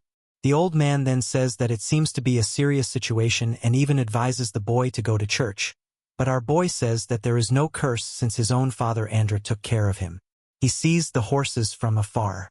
He is incredulous. What good is it for him to use his aura if he can't be a knight? All desolate, he says that while the guys advance on horseback, he will be running alongside them. His friend, however, tells him not to give up. They had countless horses for countless functions in this place, so at least one would serve him. Vlad says that he hopes so, but he doesn't seem very excited. The chubby guy then talks about an incomparable horse that they have there, with a pedigree never before seen. He pats Vlad on the back, saying that tomorrow his father would show it to him. Inside the house, in the afternoon, a barbecue was being made. Man, the story may be medieval, but this barbecue with several ovens is certainly very good. Damn it. Now even I got hungry. Vlad says that, apparently, his family takes the reception very seriously. Then, someone on the side shouts that they have finally arrived. The guy introduces himself as Olan Connor, and obviously he is the lord of this place. Our boy is going to say his name, but the guy already says that everyone knows, especially since he is a hot topic. He slaps the boy, saying that it is very good to have him there. Olsen knows that he has an extremely talented boy by his side who will be the honor and pride of the city of Sturma. His son certainly made a great friend. He then tells them to go talk while dinner was being prepared. It was incredible that he had so many unique visitors in his house. Vlad remembers that the guy commented at the entrance that there were unexpected people, and he has no idea who they are until Olan says that the strangest thing is that both were from the Vade family. At that moment, our boy knows that there is only one Vade person who is not there. When the door opens, he gets a fright. Sitting in the chair was a very calm guy who immediately says that he hasn't seen him in a while, asks how the boy is doing, and Vlad only greets Lord Rutger, who says that this time the boy will not have an option and will have to have dinner with everyone there since the food is very good. At that moment, Vlad understands that it is an indirect reference to that time he refused peanuts, and he glances to the side. Everyone there was staring at him with hatred. Apparently, Rutger's people didn't seem to be fans of him. It certainly had nothing to do with the fact that he beat up the squire of these guys, but he only thanks him, saying that he is looking forward to dinner. Rutger seems surprised by the boy's enthusiasm and gives a little smile. He then says that he heard that he is on vacation and asks to talk to him tomorrow. Vlad asks why, and Rutger says that he wants to take him somewhere. The next day, everyone was outside and everyone was on horseback. Everyone except him, obviously. Right ahead, there was a long-eared girl who asked why he was staring at her, and if it was the first time he had seen a creature of the beast race. Her name was Dorothea, and she was a feline. Vlad, bored, only replies that there is a first time for everything. Then, someone comments that he heard that she was from the slums of Essara and wants to know how she became a Vade squire. Vlad replies that it is much stranger to have a half-animal as a mage. She is starting to get angry at this kid who doesn't answer anything. So she asks if it is true that he can invoke aura but apparently can't ride a horse. She glances at the chubby guy and says that even his friend there can. Our boy replies that in life there are mysteries that cannot be explained. She insists, saying that it is kind of weird, while Vlad wonders when this girl will shut up. He doesn't understand the purpose of this trip and if it was really worth taking this vacation. But Dorothea doesn't stop and asks if he is listening to her or not. He asks if her race really talks a lot, and she asks if he is discriminating against her race. He asks if it is a problem that she is a mage. She says that that is discrimination against the profession. Then Rutger tells her not to bother the boy so much, that he was a special guest. But she replies that the boy makes a face like he drank sour milk every time he looks at her. Rutger tells her to stop bothering him, and with that, she gets kind of down. Sometime later, at the top of the hill, the guy asks what he thinks of this position, and he replies that it is good. Then Portal tells our boy that apparently Rutger would like to hunt the boy down, but he doesn't think the people there seemed very interested in it. Not even the falcon that they would perhaps use had been taken out of the cage. Then the guy points to the horizon and says that there is something coming. Rutger comments that this was a great omen. He didn't expect a group of pilgrims to pass by. He then orders them to raise the flags so that the guys don't get scared with the Vade symbol raised. He says that then it is time to start the hunt. Nearby, there was a black horse near several little horses. He was at the top of the hill while everyone was eating until suddenly the whole ground began to vibrate. The horse felt that there was something under the earth while the group of pilgrims was calmly passing by. Rutger's team was on the hill and Vlad, bored, saying that this is clearly just an escort mission. He was going to complain a little more when the cart hit a rock. It shakes everything. Then he is already getting out of the cart, saying that at this rate he prefers to go on foot. His friend asks if he is okay and he replies that yes, it was just strange that his heart wouldn't stop racing. Portal comments that it must be because the cart shakes a lot, but our boy doesn't think it is his fault. Now he is going to walk a little, it will calm down soon. However, he agrees that the view at least in that place was incredible.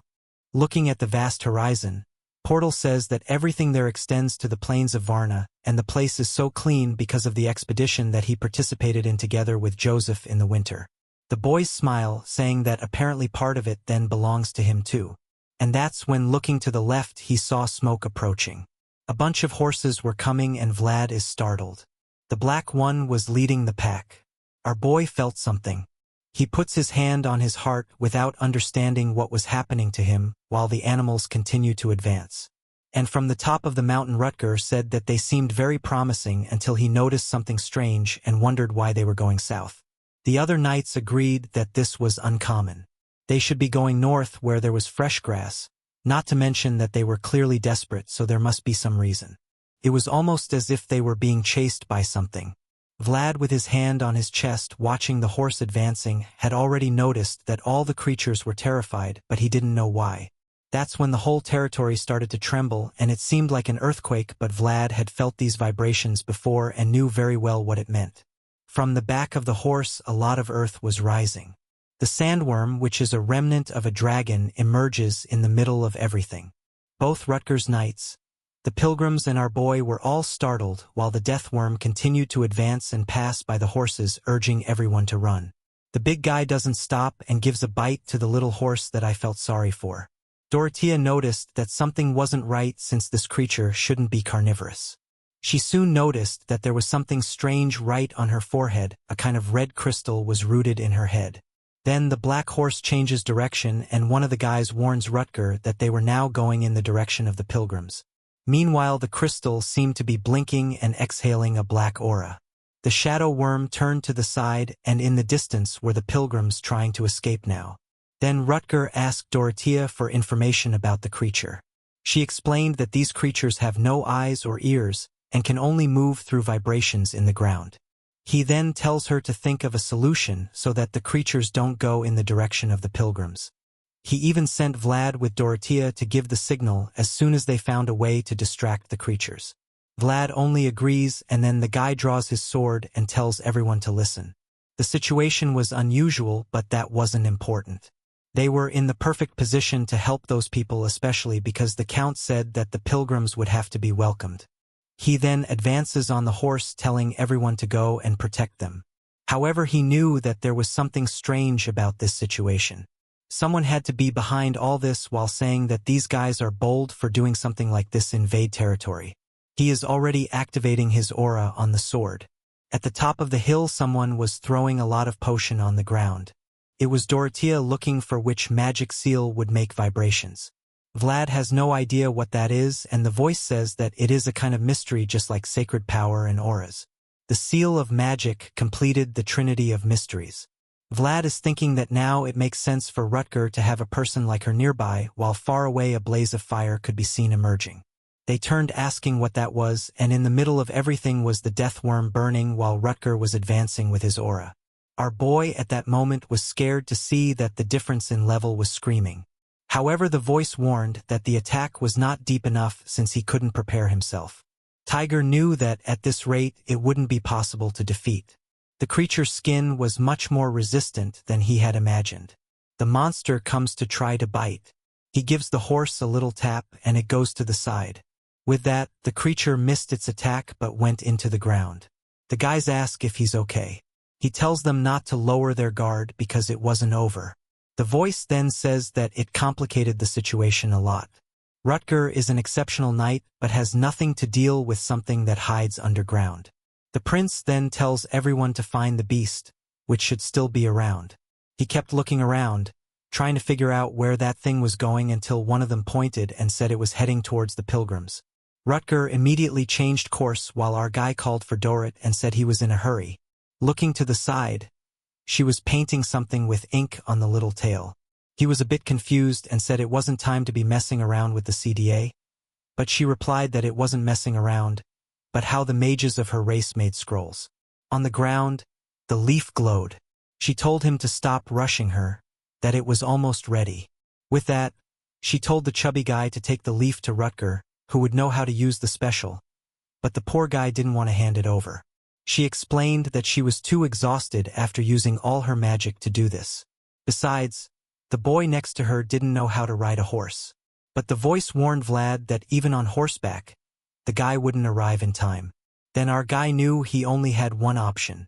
He snatched the leaf from her hand and knew he could only solve this with a jump. Dorrit asked what he was thinking and told him not to jump, but it was too late. As he descended the hill, Vlad thought that Rutger wasn't a weak person. Besides, all the soldiers who are there are certainly the strongest, which means there's no reason for a squire like him to get involved. But he wasn't going to let a beast like that destroy this territory. He remembers very well what it feels like to have a much stronger enemy destroying your home. The voice tells him to focus or he'll trip, and that's exactly what he did. Obviously, he went full idiot and fell arm first on the ground, hit his ribs and rolled down the mountain. At least he managed to fall on his stomach instead of his head. From up there, the two celebrated that at least he still seemed to be moving. Vlad thought it was weird that he was strangely okay. He was sure he was going to break something when suddenly a blue glow started. The little black horse right next to him gave him a look. Wow, the boy was radiating an aura and glowing. In the little animal's eyes, the voice then explained that that snake blessing had been activated. If it weren't for that, he would have died. Our boy is impressed. He had no idea that this thing was so powerful. With that, he runs off while thinking that later he'll have to go back there to thank her.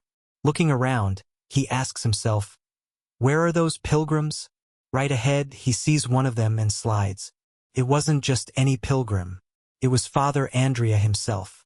This made Vlad even more scared, who turned around wanting to know where Rutger was. The troops were coming from very far away, and the worm was much closer. He knew that Andrea was in danger and he had the scroll in his hand. The voice said that sometimes fate is like that. He has to make the decision.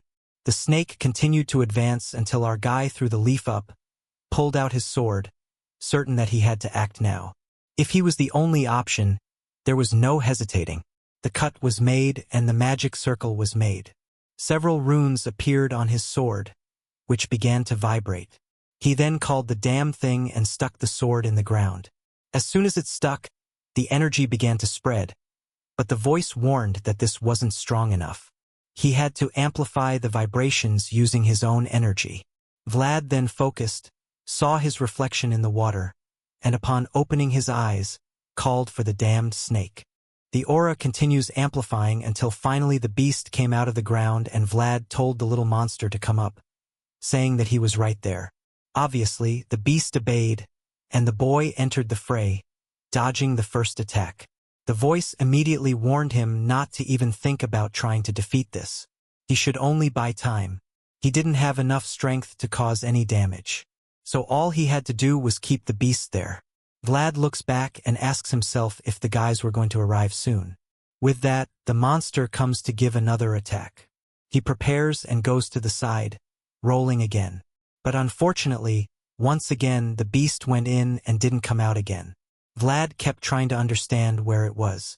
He looked to one side, looked to the other, and thought that maybe it had gone towards the pilgrims. But then he felt something trembling beneath him. The ground began to break, and the voice said to be careful. Too late because he was already going to be eaten.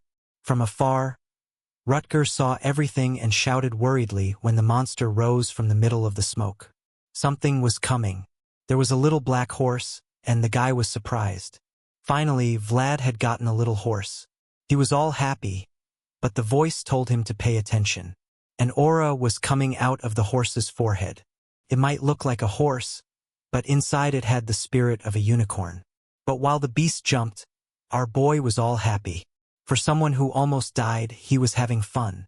For the first time, he saw what the world was like from the back of a horse. While he was there enjoying himself, Rutger called for him, asked if he was okay, and he replied that he was. The guy only observed that he had apparently used the special on his own sword and didn't hesitate to call the beast's attention. This proved that not only did he have talent, but he was also willing to sacrifice himself for the good of others. He was a young squire who represented all the principles of the sword master. He then praised the boy, saying that it was a courageous decision and truly honored the knights there.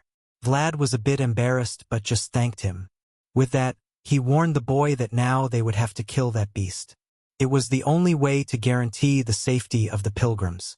Our boy, however, seemed unsure, saying that it was a remnant of a fallen dragon. But Rutger only replied that he could. Seeing the look, he knew that the guy wasn't lying, and with that, Rutger said that he's with Dorothea and also with an excellent horse, so he's the only one who can delay the beast. Vlad, on the other hand, wasn't sure if he could really guide this horse, but seeing directly into the horse's eyes, he realized that it was also trying to save its pack that was there. If that was the case, they were going to work together to do that. Tiger then tells him to go around the hill ahead, that he would be waiting on the other side. Immediately, Vlad says that he understood and distances himself from the army while the beast comes after him. Looking back, he saw how horrible that big beast was.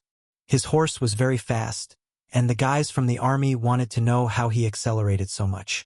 Rutger smiled and said that maybe it was because the two there were extraordinary. Vlad continued to advance until the voice told him to put the sword on the ground and cause more vibrations. He obeyed and put the sword on the ground and was creating a lot of impact, but the dragon was right on his tail and about to catch up. On the other side of the mountain, Rutger told them to take all the pilgrims out of that place, and from far on the horizon he saw our boy approaching. The dragon destroyed the mountain and was already right on his back. With that, the guy prepared, closed his eyes, and the aura began to expand. A little tap on the sword, and a lot of lava begins to appear while Vlad, who was coming dragging the sword, wondered what that was in the middle of the open. Rutger was standing there and expanding his aura. The voice explained that that expansion from Jujutsu Kaisen is only for those who are very strong. The knight Rutger was even better than he imagined. While Vlad is realizing the distance between the two, if he had to fight against that guy, he would be incinerated in a second. Man, this dragon doesn't leave his side and is already coming for a bite until suddenly the monster seems to feel something and pauses. Vlad notices this, and right ahead was Rutger. With that, the voice explained that the beast was able to feel the threat that was coming. Vlad had to do something, but his energy was too weak to call the monster's attention until suddenly the big horse turned and went in the direction. Vlad didn't want to do this, but the little horse went to the front and was walking in circles. Our boy was desperate, shouting to stop, until suddenly the horse jumped and he felt that the creature's aura was expanding. The unicorn's horn was activated, and then it began to mix Vlad's aura with the horse's snake aura. Man, it's an animal. That was enough aura to call the creature's attention. The horse was waiting for the beast that came for the attack and dodged it right at the time. Man, this little beast is really agile. The story says that on that horizon, the two became one. Lauren continued on the ride, trying to reach Rutger, who is still standing there calmly with his little sword in his hands. The voice then said that Rutger's power didn't stop increasing, so soon the beast would be afraid again. The problem is that now Vlad had reached his limit. He couldn't use the aura anymore. That's when the other knights appeared by his side, telling the child not to give up. They all activated their aura too. Now, with so many people, calling the beast's attention was enough. The guys warned him not to stop until they passed by Rutger. Man, I think the only thing he's trying to do is make 10 minutes.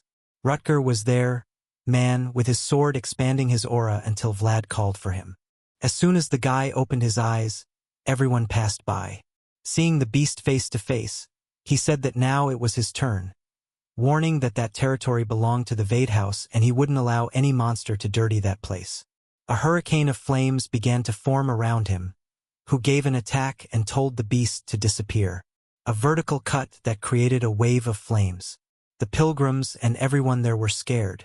For the first time, Vlad saw the true power of a real knight. A short time ago, he would never have imagined that something like that was possible.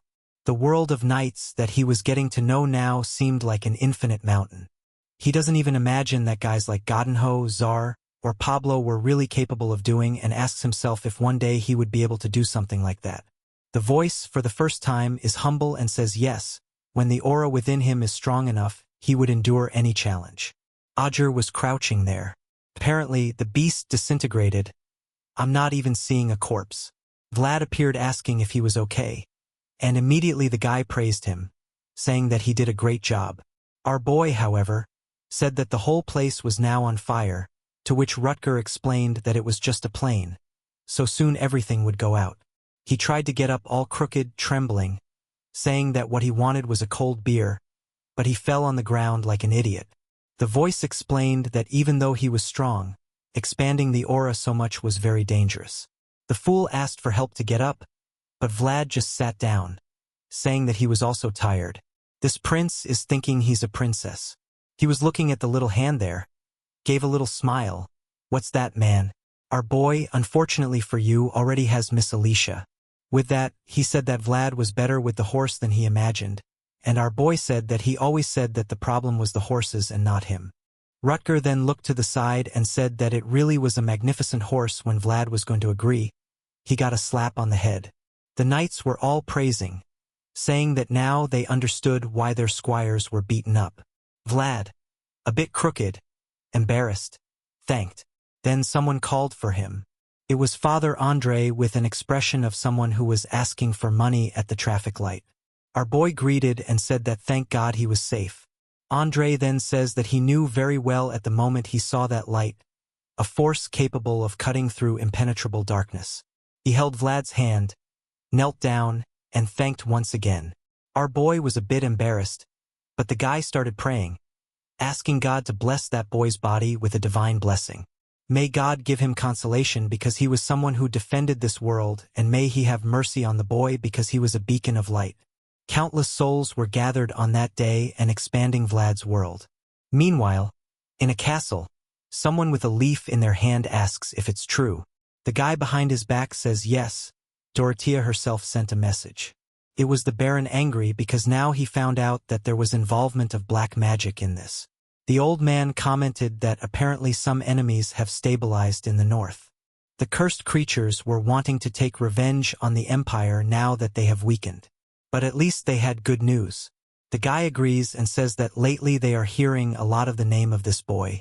First it was on the expedition, then it was in the Rhinal duel, and now in this encounter with the pilgrims. There were 3 situations that if it weren't for him, the Vade house would be in serious trouble. He smiles, recognizing that he was a remarkable boy. He then tells them to call for Joseph, and the old man asks if he will give permission for him, to which the Lord replies that those who deserve respect must be treated correctly. Meanwhile, under the moonlight, in the pilgrims' camp, everyone was there by the little fires while in a corner was Vlad, as always, cleaning and sharpening his little sword. Not only him, but the sword also had a long day today. With that, Rhagar appeared wanting to know why he was all alone there. Our boy looked to the side and said that Dorothea and the chubby guy had already gone to sleep. The guy asked about Father Andre, and that one was praying with the pilgrims. Tiger then realized that everyone was busy except him. He offered a drink to our boy, who said that for now he was more worried about polishing his sword. Rutger complained about being refused once again. I'm saying that this guy is peculiar. He then comments about having refused everything that he has been offering until now and questions if it is some order that Joseph delivered. Our boy then takes the bottle, takes a look, and sees that it is an expensive one. Rhagar warns that not only is it expensive, it is only available to nobles when he talks. Okay, here's the English translation of the text, adjusted for clarity and naturalness in US English. Vlad realizes that even though they are very different, he can see that this guy is Joseph's brother in some ways. Rutger glances at the sword and says that it will definitely need to be repaired when they get back. Vlad mentions that he once asked the blacksmith from Vi to fix it, but he replied that the sword's tang would have to be broken. The guy finds that strange, but Vlad explains that the blacksmith said only the person who made the sword could repair it. The prince then says that the sword was as capricious as its owner. At that moment, Lauren says he refused the repair, which is why he didn't want to lose this sword in any way. It represents a lot to him. After a second of silence, the guy says that eventually, he will have to fix it because it's going to become dangerous to walk around with it like that. When Vlad says he has to find the person who made it, Rutger wants to know where that person is. Obviously, not the boy, he says. That person is in Skara. The prince says that sometimes he even forgets that his name is Vlad of Skara. Taking a little look, he thinks that this shine of Skara thing really suits him. That day he had been a brighter light than any other. Now he was understanding why his brother had been so insistent about the boy. At that moment, Rutger stands up and says that he's sure that if it's his destiny, he will fix it soon. Vlad is confused, and Rutger says that when you truly desire something, someone notices. The guy comes over to him, puts a hand on his shoulder, and says that he has been living a life worthy of it. He leaves, saying goodbye and that tomorrow they would go straight to Termankara on the sword. Vlad stays there thinking that he is right. One day he will fix it. There was a place in the world he still had to return to. At the top of the hill, observing everything, was our boy's little horse. He was standing there quietly, but the horse seemed to be able to see his aura while he was shining above the stars. Back at the castle, Miss Oksana, crocheting, says that this will work and shows it, asking if it looks like the Rhinal house symbol. As soon as the woman agrees, she then says that now it was time to make his. The woman shows a sword stuck there, and Oksana says that she doesn't even need to look at it because she already knows it very well. She then comments that this is the first time in her life that she's doing something like this, but she watched her mother do it all the time. The woman replies that this makes everything more meaningful, and she agrees, saying a tradition like this could not be forgotten. The knights of today were too spoiled and didn't even deserve the right to raise a flag, much less have the honor of raising their own flag. The next morning, at the camp, the guy looks to the side and says that he had never seen anything like it. A herd of wild horses alongside a bunch of humans. Rutger says that it really is something rare and probably will be the first and last time they see something like that. Looking back, he already imagines that what Vlad did must have really impacted the lives of those animals. Meanwhile, our boy knows that now was the time to say goodbye. Just like Vlad had things to resolve, that horse had to take care of his herd.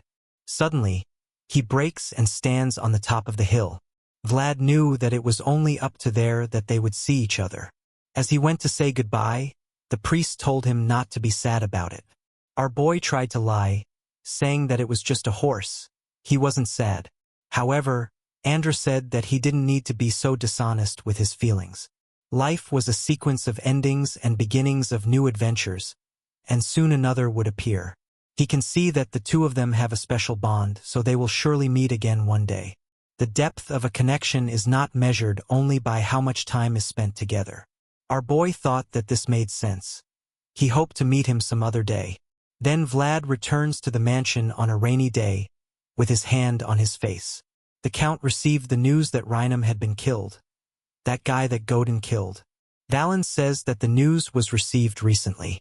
He already knew that problems would appear in the West, but he didn't think it would be so soon. He then asks if the family of Count Jitar really is that powerful because the old man explains that it seems that they have unified all the families of the West, so the combined forces really are something to consider. The Count wonders how the royal family is allowing this to happen, because the old man replies that it is difficult to understand the intentions of the authorities within. The Count stands up and knows that he has confidence in the forces of the North. The high walls that they erected make it difficult for people to challenge them, but at the same time, it makes it so they don't receive news from outside. He then says that it really is a miserable end for a noble family, especially since the dead were the guardians of the covenant themselves. The Count knows that the old rules and traditions now have no meaning. Everything was being destroyed by a new power, and turbulent times were coming. The fall of Count Reinam was a sign of a new era. Looking out the window, he sees people unloading cargo. Now he knows that not everyone there was a pilgrim. They were refugees from the territory of RV Noma. Vlad, meanwhile, has a dumbfounded look, wondering what he is going to do standing in front of the door. He knows that he saved the pilgrims, but at the same time he ended up helping Rutger. Joseph won't be happy about this, which means that he will take a beating from the Tsar. However, with no option, he knocks on the door and announces that he is there. The guy tells him to come in, and as soon as he is in the middle of the room, they comment that he came back pretty quickly. They heard about what happened and ask if the boy is okay. Our boy says yes. Joseph only says that he is relieved to know that, but he was to prepare to continue his training. Vlad says that he understands, while wondering if everything is okay. Joseph didn't seem very different from the usual, or actually, there was something wrong there. He was definitely screwed. Then Joseph talks about Skara. He even knows a little about how things work in the slums of that place. As far as he knows, a gang conflict only ends when the other gang surrenders or is completely destroyed. Vlad says yes, but he has no idea why this guy is asking this. Then Joseph asks if that's why he sent the letter, but our boy has no idea what letter he is talking about until Joseph says that he is commenting on the girlfriend that he has to be at the convent. Our boy, embarrassed, says that she is just a friend. The prince then says that it doesn't matter since he knows that he is in a difficult situation. He can't let the people who know him know that he is alive since they can end up getting hurt. He wants to help the boy solve this, but there are problems that are more complex than he imagines. Besides, he thought that that man known as Jack of One Arm would be useful. Vlad knows that this guy is definitely useful because he is the person who has been taking all the money from the people of Score. Then Joseph stands up and says that, on the other hand, our boy has proven himself admirable in how he has been working hard and would be rewarded.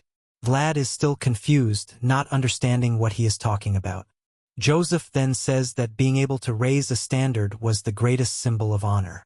He heard that, in the time of his grandfather, the knights possessed something like that. In his thoughts, Joseph knows that he would never be able to carry a standard, and that's why he prefers to acquire knights, and one of these that he found would be able to carry it with his own hands. Then he picks up the standard and says that now the boy is worthy of having his own. Both the Renal House and the Vade House attested to his value. Now he who carried the honor of Alicia and was the squire of the Vade would return to his homeland carrying this symbol, and when he arrived there, he was to cut off all the things that still bound him to that place, and only then, when he was someone completely free, was he to return. Vlad is emotional. He remembers that everything started with the old man's sword and the help of a young woman, the identification that was given by the priest, the scarf that had been delivered by a noble lady. All of this culminated in his own standard that now carries the name of two families. Each of these people helped create the boy's roots, but obviously whoever conquered all of this was no one other than himself, and Vlad says that the command is an order. The scene then goes to the Count in front of the coffin that the pilgrims had brought. He knew very well that that was the symbol of the covenant. Andrea says yes, and that it contained a fragment of a dragon, not just any dragon, but the most powerful that ever existed, and that was defeated by the founding king himself. Andres says that he will have to apologize, but that is the truth. The Reinam family until then were the only ones capable of protecting this covenant. At that moment, the Count understands and says that it is okay. He would select knights responsible for the protection of this and ensure that the transport was done safely. For now, they were to feel at home until everything was ready. Andrea thanks him, and with that, the guys cover the coffin. As soon as they leave, the old man says that he hopes that the Lord is not so bothered by their presence there. He stands up and says that he knows very well that the guys didn't have an option since there was only one other family capable of protecting this. The Sovereign of the North, known as Timur Varen. However, at the window, in his thoughts, he had a feeling that this was not something good until something surprises him. He comments that he hasn't seen a standard like this in a long time. When the old man looks outside, there was our boy's standard. Even he, who has a lot of time to live, doesn't even remember when was the last time he saw one of these. He is sure that the boy must be anxious to start his journey. The Count is not surprised at the boy's situation. He would also want to do the same now. He is the owner of himself and a knight of his own standard. He hopes that the boy arrives safely in his homeland, whatever the mission is that awaits him there. Meanwhile, in the alleys of Skara, in the same bar where everything started, there was a bunch of guys in front of the stage wanting to know when they were going to appear. They wanted to have fun and were arguing, saying that whoever paid the most would stay with her. Inside the room, Marcella was getting ready until someone called her name. An old woman next to her said that it seemed that there were a lot of dogs on fire waiting for her to leave, and that she should remember that each of the clients would serve to pay her debt. Marcella doesn't say anything while the old woman is staring at her. She goes to the girl, grabs her face, and says that she is anxious to see when her arrogance will end. She was so young but would spend her whole life in that place and grow old working there. Marcella stops for a second and then laughs, saying that she thinks the old woman won't survive that long to see that happen. The old woman thinks that this disgusting woman who has nothing in life really doesn't give up. She then leaves, telling her to go back to work soon. Marcella stays there thinking that she has come too far for someone who makes a living selling her body. At least while it lasted, she enjoyed it. What leaves her relieved is that she chose her own destiny. The door opens. The guys are all anxious, shouting that they had been waiting for Marcella all night, and she finishes her thought, saying that she also chose her own ruin. The old woman then tells them to go slowly, that they would have to pay a lot to experience that honey. One first offers humor, and another already doubles the offer, while the other three there say that if it is the three of them, they will give a gold coin each. Marcella stays there quietly while the offer doesn't stop increasing. The old woman is having fun. She never imagined that this flower would produce so much money. Then a bald guy from the back shouts that he gives 4 gold. The woman wants to know who pays more, but the guys are all hesitant. 5 gold would be enough to drink for a long time. When the old woman is going to finalize the negotiation, someone in the back offers 100 gold. The other woman even drops the business from her mouth, and everyone looks back. She has no idea who this crazy person is. Someone is coming up, saying that they will pay 100 gold on the spot. Marcella trembled. She felt the same sensation as when the person who destroyed this place appeared. Then the guy arrives at the door. Everyone looks back and sees a hooded person. The old woman asks if he is really going to give 100 gold, and the guy just walks in the middle of everyone. The guys are opening space while wondering who this is. They don't know who he is, but they are sure that he is someone who is good not to provoke. In front of the counter, he asks if it is there to leave the coins. The old woman notices that everything he was wearing was luxurious. 100 was an exaggeration, but at least 10 coins he would pay. She said that she would go get the note, but he replies that it is not necessary. Since the day he left this place, he missed the food. Grilled sausage with black pudding, potatoes, and a bread roll. He takes off his hood, saying that he would order what Jorge always ordered. Obviously, she is emotional. The golden aura that surrounded the boy was not of greed. He who was saved by Jorge and cleaned by Marcella that day shone differently in her eyes. And our boy says that he is back for her. He was like a blinding gold. Marcella cries while everyone in the background is kind of confused. Suddenly, her expression changes, and she says that he has to get out of there quickly. Jack of one arm now ruled this place. While the two of them are talking, the woman in the back is listening to everything. She realized that they know each other and has a bad feeling. She already sends a signal to someone because she knows that she has to resolve this before it gets out of control. Right next to the table, there were some knights, and one of them takes the sword. He stands up. Everyone in the place starts to walk, and Vlad feels that something is wrong. He then tells Marcella that before paying her, there were some people with whom he had to settle accounts. The old woman asks what he is talking about, and at that moment, our boy only says Jack's name, warning that that guy owed him something. The guys in the bar notice that something is wrong and ask who this kid thought he was when the guy is going to talk about having said something. Okay, here is the translated and slightly adjusted text, suitable for a YouTube video in US English. So, Vlad's boss had already passed and messed up his neck. Looking back, the first sucker drops to the floor in front of everyone. Oh man! The bar crowd was shocked, and Marcella realizes Vlad isn't messing around. The red stuff was already flowing, and the old lady screamed in desperation. But Vlad told her to shut up and stay put. If he didn't get enough out of the guys there, she'd pay in their place. So, the sucker stayed in the corner, trembling and silent. The rest of the guys in the bar raised their swords, asking who he thought he was. They wanted to know who sent him, but Vlad just said it was Jorge. Ever since he left there, he's been Jorge's dagger. They seemed confused by this nickname until one of them shouts and remembers that person. A blonde, blue-eyed kid who stayed at Jorge's place, known as Vlad. One of them says it's impossible. Everyone knows that skinny kid died. But the friend next to him says he's clearly standing right in front of them. Plus, he knows there's a generous reward for anyone who brings that kid's head to the boss. With that, Vlad tells everyone to shut their mouths and come at him. Just like that day they were so eager for blood. But the men in the bar didn't seem very brave. They were all questioning if it was the same kid from before. Even though he was alone, he looked like a wolf hunting. Vlad then says that if they don't stop, he'll advance on them. He dodges the first attack and lands one in the gut. Another comes from behind to deliver a sword blow, but before he could complete the attack, Vlad had already turned and hit him too. Man, he was surrounded by people on all sides, but at the same time, with every attack he gave, a scream was heard, and each scream was one less life there. He wasn't going to let anyone leave this place alive. The suckers couldn't even react. They were all being cut down.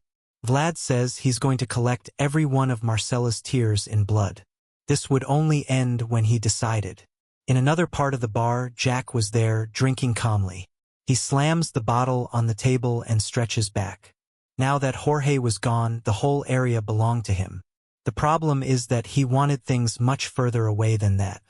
He's destined for bigger things in this life, and that's the reason he never hesitated to take the lives of others. He made piles of bodies of his enemies towards that goal. But now that he's at the top, he realized something. The lives of those who live in this slum were determined by those above. In the end, he had a miserable existence. He, who always thought victory was the path to success, became the Lord of Skara. Even having been defeated, Jorge, who won the battle, was also dead. So, it's not like his victory would make a difference. A word from someone at the top is enough to change his fate. Right then, someone opens the door, telling the boss that they have an emergency. Jack wants to know what the problem is, and the guy says they're surrounded. Confused, he tells him to explain better where they're surrounded. The guy says the whole slum is surrounded, and there are soldiers everywhere. Another one at the window tells the boss that it's true. There were a lot of soldiers at the back door too. Outside, there really were a lot of soldiers standing there. The guys don't understand why this happened, since they paid the bill this month. Maybe they were patrolling the area, but it was a very large number. Jack then starts laughing. He knew this day would eventually come. In the end, he felt relieved, since he preferred to face destruction head-on. It was much better than living with the fear that was coming for him. And the boy was coming, bathed in blood from the outside. One of the soldiers tells Borden that everyone was ready. He asks if all the places had been blocked off, and the guy responds that yes, they did everything possible. With that, Borden says that next time, things better not get so out of control. Even the Count found out about the mess in this place. Once again, the guy apologizes, saying that one-armed Jack was a more dangerous opponent than he imagined. Borden knows it's all bull, but says nothing, while the guy wonders who this stranger is. How was a knight like him so familiar with the alleys of Skara? He then says that he's very happy that they're there. They're finally going to get rid of the disease in this place. But Borden knows that the disease in this place is Skara, since he managed to accumulate too much power for someone who came from there. And if Jack does what he does, it's because he and the mayor gave authorization and are cooperating. Borden, who has bribed a lot of people, knows very well when someone is being bribed.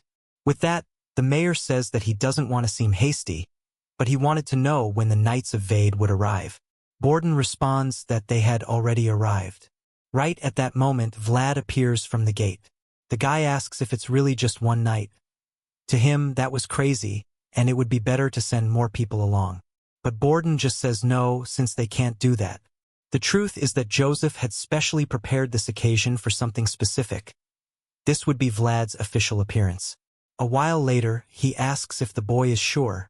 It would be better to take some other knights along, because there are more than 50 people there. Vlad says that even if he gets hurt, he won't let the blame for it fall on the guy. But Borden knows that he's saying that, but nothing can be guaranteed. But our boy is looking up right towards the target. Seeing this, Borden tells him just to remember the promise he made. He tells him to then take the standard because Joseph insisted. It was for it to be delivered to him personally and with several people watching.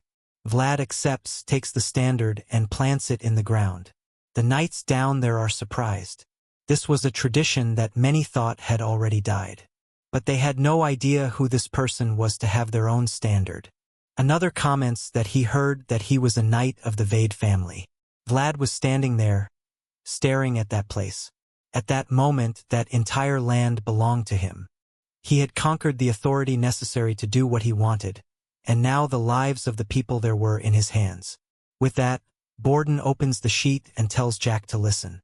This was a proclamation against him for having attacked Skara. He abused the people who lived there and went against the laws, and that's why an order came from the Vade family that his acts could no longer be unpunished. They had sent a representative. He carried all the support of the house and also of the church, and that's why Jack and his men were to open the gates and let the representative enter. The soldiers start hitting the spears on the ground, saying, "Vade is here." The guys from the slum already realized that they were screwed.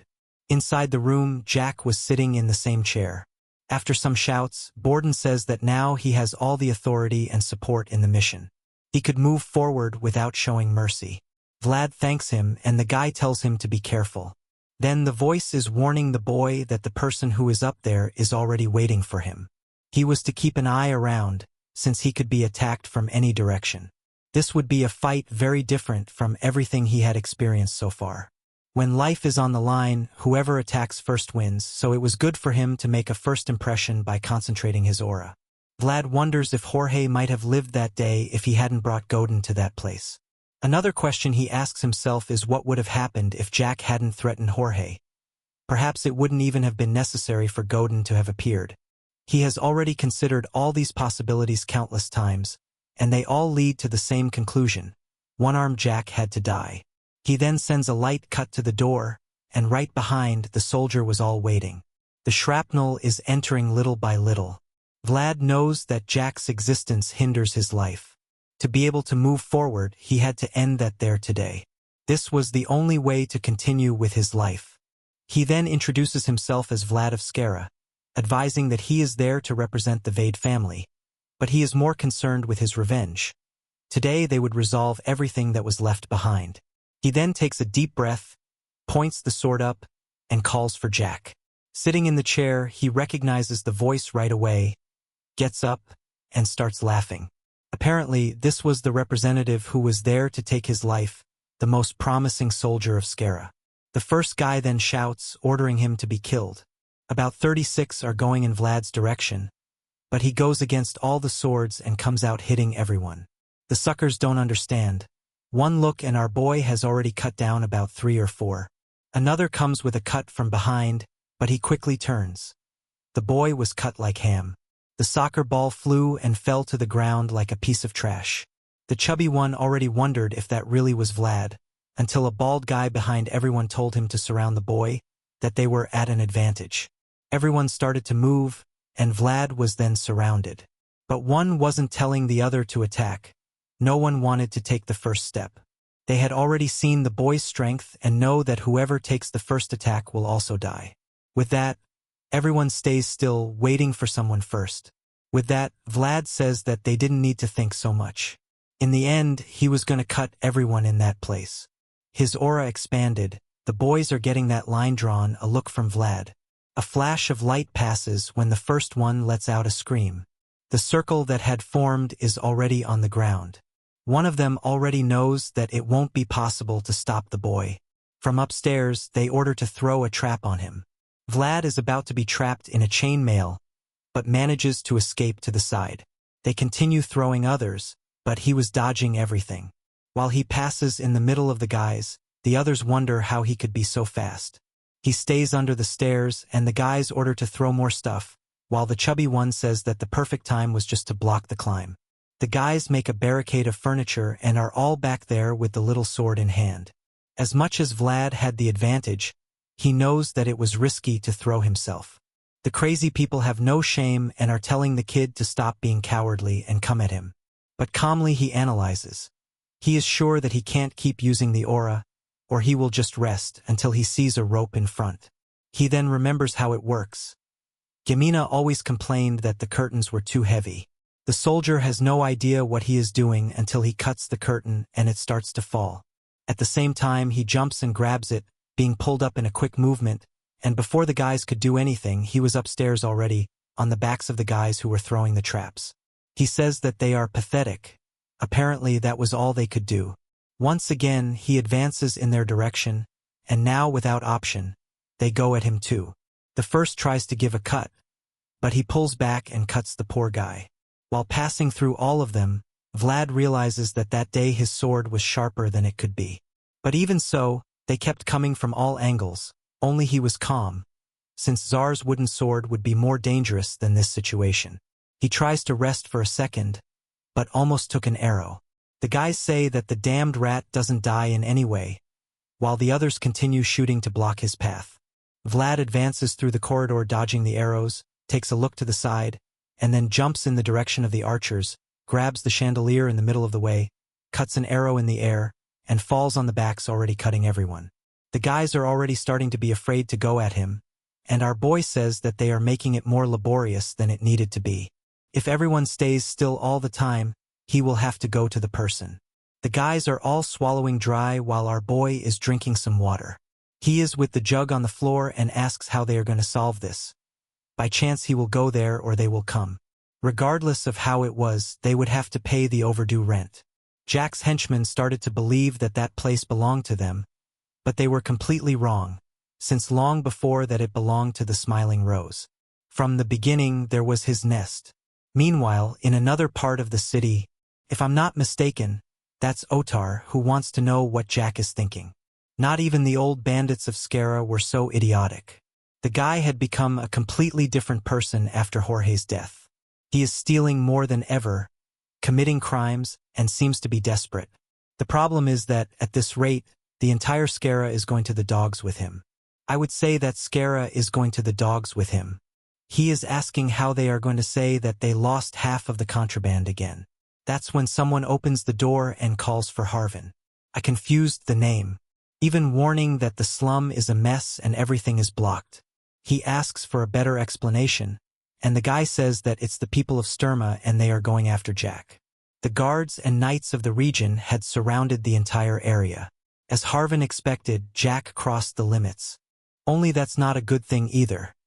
As soon as that guy disappears, there will start another competition to see who is in charge of that place.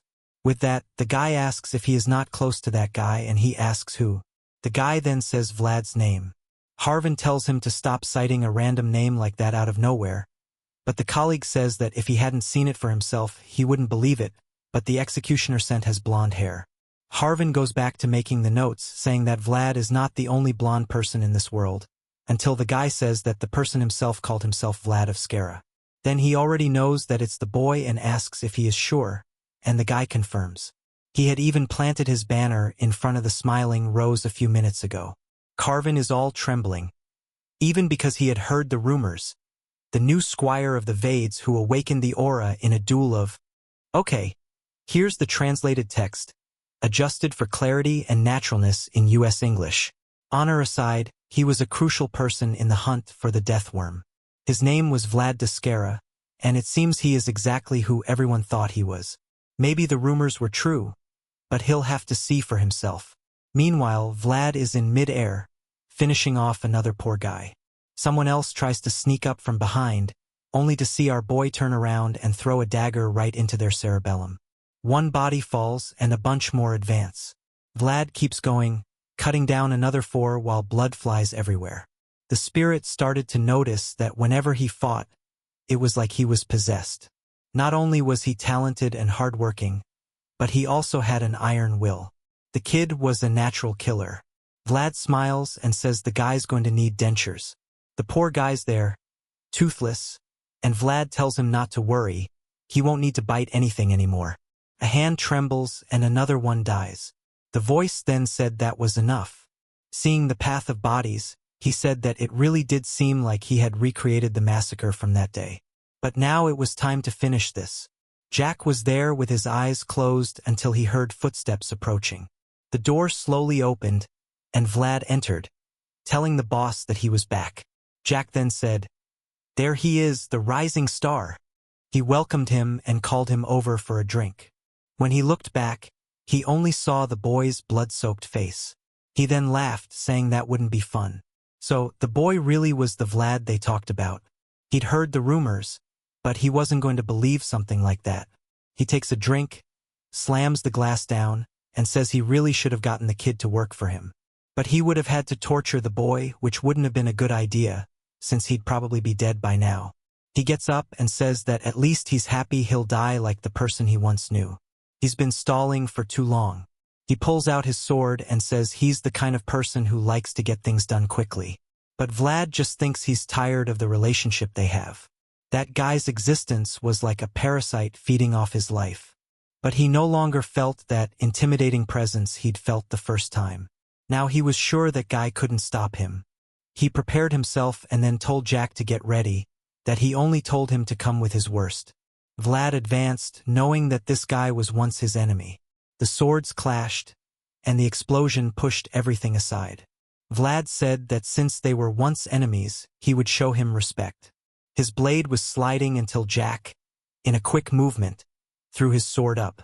Vlad was thrown back, but immediately attacked again. The violence he was showing was a kind of respect, and Jack's leg began to wobble. When he attacked, he couldn't stand up straight. That's how respect was shown in Essara. Jack is having to use 1.5 hands to try to hold on, but he can't anymore. Once again, he manages to throw Vlad's arm up and takes advantage to try to attack. Our boy manages to defend himself while the guy says it's a surprise. The kid has really changed a lot from the child who walked around with a wooden sword. Now he began to understand how he got so far. At that moment, Jack was genuinely impressed by the progress the boy had made. This is because a long time ago he also had a dream. He wanted nothing more than to capture the shine in his hands. But to achieve this, he needed power, and more blood. He did everything that was necessary because there was no difference between good and evil, until he reached the limit of that place. Even so, he was still far from achieving his dream. The shine he sought was stained by blood and greed. He sees the stars approaching and covers his eyes. It was Vlad coming in for the attack. At that moment, he understood that to hold the shine in your hands, you had to be worthy. Now the sword turned Jack into a one-armed man. Another stump falls to the ground, and he tries to stop the bleeding. Vlad, however, was getting exhausted after fighting for so long. Jack suffered for a second and then started laughing. He says this is incredible and that George would love it. But our boy doesn't like that and jumps in his direction, telling him to shut up. Even so, the bastard manages to defend himself once again. He didn't want to forgive that guy in any way. He helped kill George and swallowed the smiling rose when it was in ruins. He was the guy who had tried to sell Marcella. So, it was obvious that all he deserved was a miserable death. But no matter how much he was being hit, George kept smiling, saying that day was very happy. It was the perfect night to open all the barrels in this place and celebrate a banquet. He tells the boy that he's sure he'll go much further than he did. But Vlad keeps attacking, telling him to shut up. Even so, Jack kept smiling. He comes in for another attack. Jack goes in his direction, and blood starts dripping on the floor. From the shadow, we know what happened. Jack thinks that maybe it's better this way. Instead of being massacred by George's massive strength, it was better to be destroyed by a young man who was seeking the top. Vlad then asks what his last words are. Jack touches the hook and says that the child fought very well. It was good for him to enjoy his time in this world. Our boy says nothing and pulls out his sword. Jack takes a few wobbly steps back and tries to hold the wound. He says that the boy fought very well. Jack knows that he lived in an evil way, but every day he tried his best. Even if he was killed today by the same light he sought, he tells the boy that he did a great job. He raises the hook up and thanks him for the great moments. With that, he stumbles from the top floor and falls with a smile on his face. Vlad only heard the impact. He always thought revenge was sweet, and that's why he sought it. But at that moment he had a bitter taste in his mouth. He then looks back and sees the glass that the guy left. He walks over to it, picks it up, and drinks. He remembers the moment when Jack said that he would go further than he had. After a second of silence, he pushes the glass away and says that this was for him. A knight only accepts fair rewards for the things he does. There was the smiling rose, a temporary place for strangers to meet. But that night, a dirty part was taken from the boy's life. And with that, Vlad leaves through the front door. Outside, next to the banner, Borden is a little scared. Things were too quiet. That's when Vlad appeared in red clothes. He was going to say something, but a look from the boy made all the soldiers tremble. They couldn't believe that all that was blood and that he had fought against 50 people alone. The boy was really on a very different level from them. Borden could only think that it was hard to believe how scary he was. But our boy was a little worn out. Apparently, Borden swallowed hard, and Vlad walked past. When he was getting close to the stairs, someone called his name. When he looked back, there was someone with a cane in his hand, saying it was Harvin. But Vlad wasn't even able to recognize his friend. He was there being stopped by the soldiers. That's when he woke up to reality, remembered who he was. That's when Borden said that apparently the boys knew each other, so he should let him pass. Staggering, Harvin came closer to our boy. But he was there without saying anything while the guy called for him, asking if it was the Vlad he knew and if he was okay. Our boy smiled, saying that it really was his friend. He then drops the sword, goes to him, gives him a hug, saying that his whole body hurts. Harv only wants to know what happened to him. But our boy is there smiling calmly, saying that he feels like he's finally back. Next scene. After that long night, the sky was blue. Our boy woke up saying that he couldn't get used to it. Looking at the city from above, he thought it was strange not to be in the middle of the alleys. Got entered the room and told him to sleep a little more. But Vlad said that he was in so much pain that it was even uncomfortable to try to sleep. He asked what Got was holding, who says he came to give the boy a bath. Obviously, our Blondie is confused, wanting to know what happened to him. Got is there all crooked, saying that he has always been like that, he has never changed. The truth is that he is seeing several of Vlad's old comrades nearby and is afraid of being kicked out. No way he's just going to stay there at the Vate's house taking care of the horses. That's exactly what Vlad is thinking he's thinking. He tells his friend not to be impatient. If he does a good job, he will certainly be well taken care of. I like to be excited. Our boy said that now he could leave with this bucket. But he was too excited, and Vlad just wanted to rest. With that, He then reminded our boy that Senor Borden was wanting to talk to him, which was something that Vlad was also wanting to do. On top of the table, a banquet is placed, and our boy warns that if they continue eating like this, they will have a heart attack.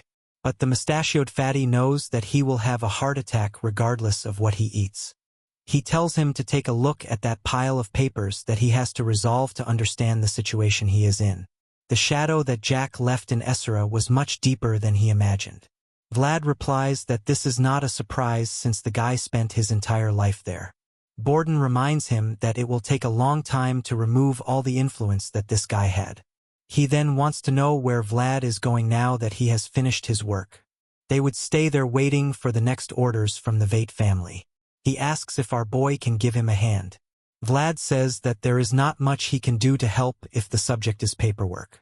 With that, Borden picks up a sheet, and when our boy gives it a look, it was a permit to act in place of the guards. Borden explains that basically with this he could go out there arresting people, and it was to end all the bandits he knows. Basically, Joseph wanted to use this situation to take advantage and clean up this place. It was to tear out everything that is rotten, letting this place be reborn, and he who knows that place perfectly is the right person. Borden says, however, that he doesn't need to rush and can even go get his girlfriend. Our boy remembers that she is not his girlfriend, but a friend. Borden ignores him, says that he has even sent a request to visit the convent. But it will take a few days. Vate thanks him while he is impressed that the guy is more meticulous than he imagined. He was going to talk about this, but the guy already knew everything. But there was one thing he missed. He then asks Borden if the guys who worked for Jack are in prison. He replies that after they all took a beating, they put them all there. Our boy said that he wants to visit them, but Borden asks why.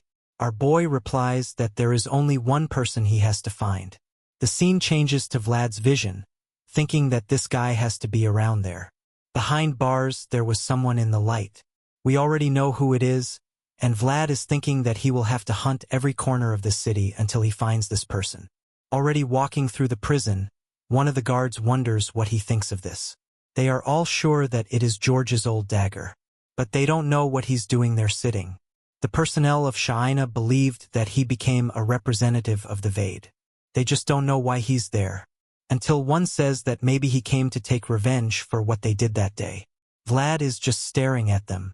Then the guys are all scared. They are all running like dogs to the back of the cell. Our boy takes a look and finds who he was looking for. From afar he says that he almost didn't see him there sitting in the shadows. The guy sweats cold, and Vlad then tells him to give him the 40 silver coins that he took from him. The guy from the cart on the day he fled the city. Otar always suffered miserably in that place. For the first time he saw a hand stretching out to help him, and it was from the boy he saved. Despite everything that happened. The scene then changes to the convent, and all the nuns are at the window looking outside, smiling, saying that they had arrived in the carriage. Vlad Zito was arriving, and the girls were all in love, saying that he was too beautiful because of his banana-colored hair. They already knew that he was the famous squire of Vade. They know that this is a squire. Had the boy already been promoted to knight? Considering that the nun herself was walking next to him, probably yes. What they didn't understand was why there were so many people following this boy. The other replies that obviously they want to get closer to someone who has a connection with the Vade. While the girl says that now it is explained why they bought so much wine. Gamina is there in the corner cleaning the plates.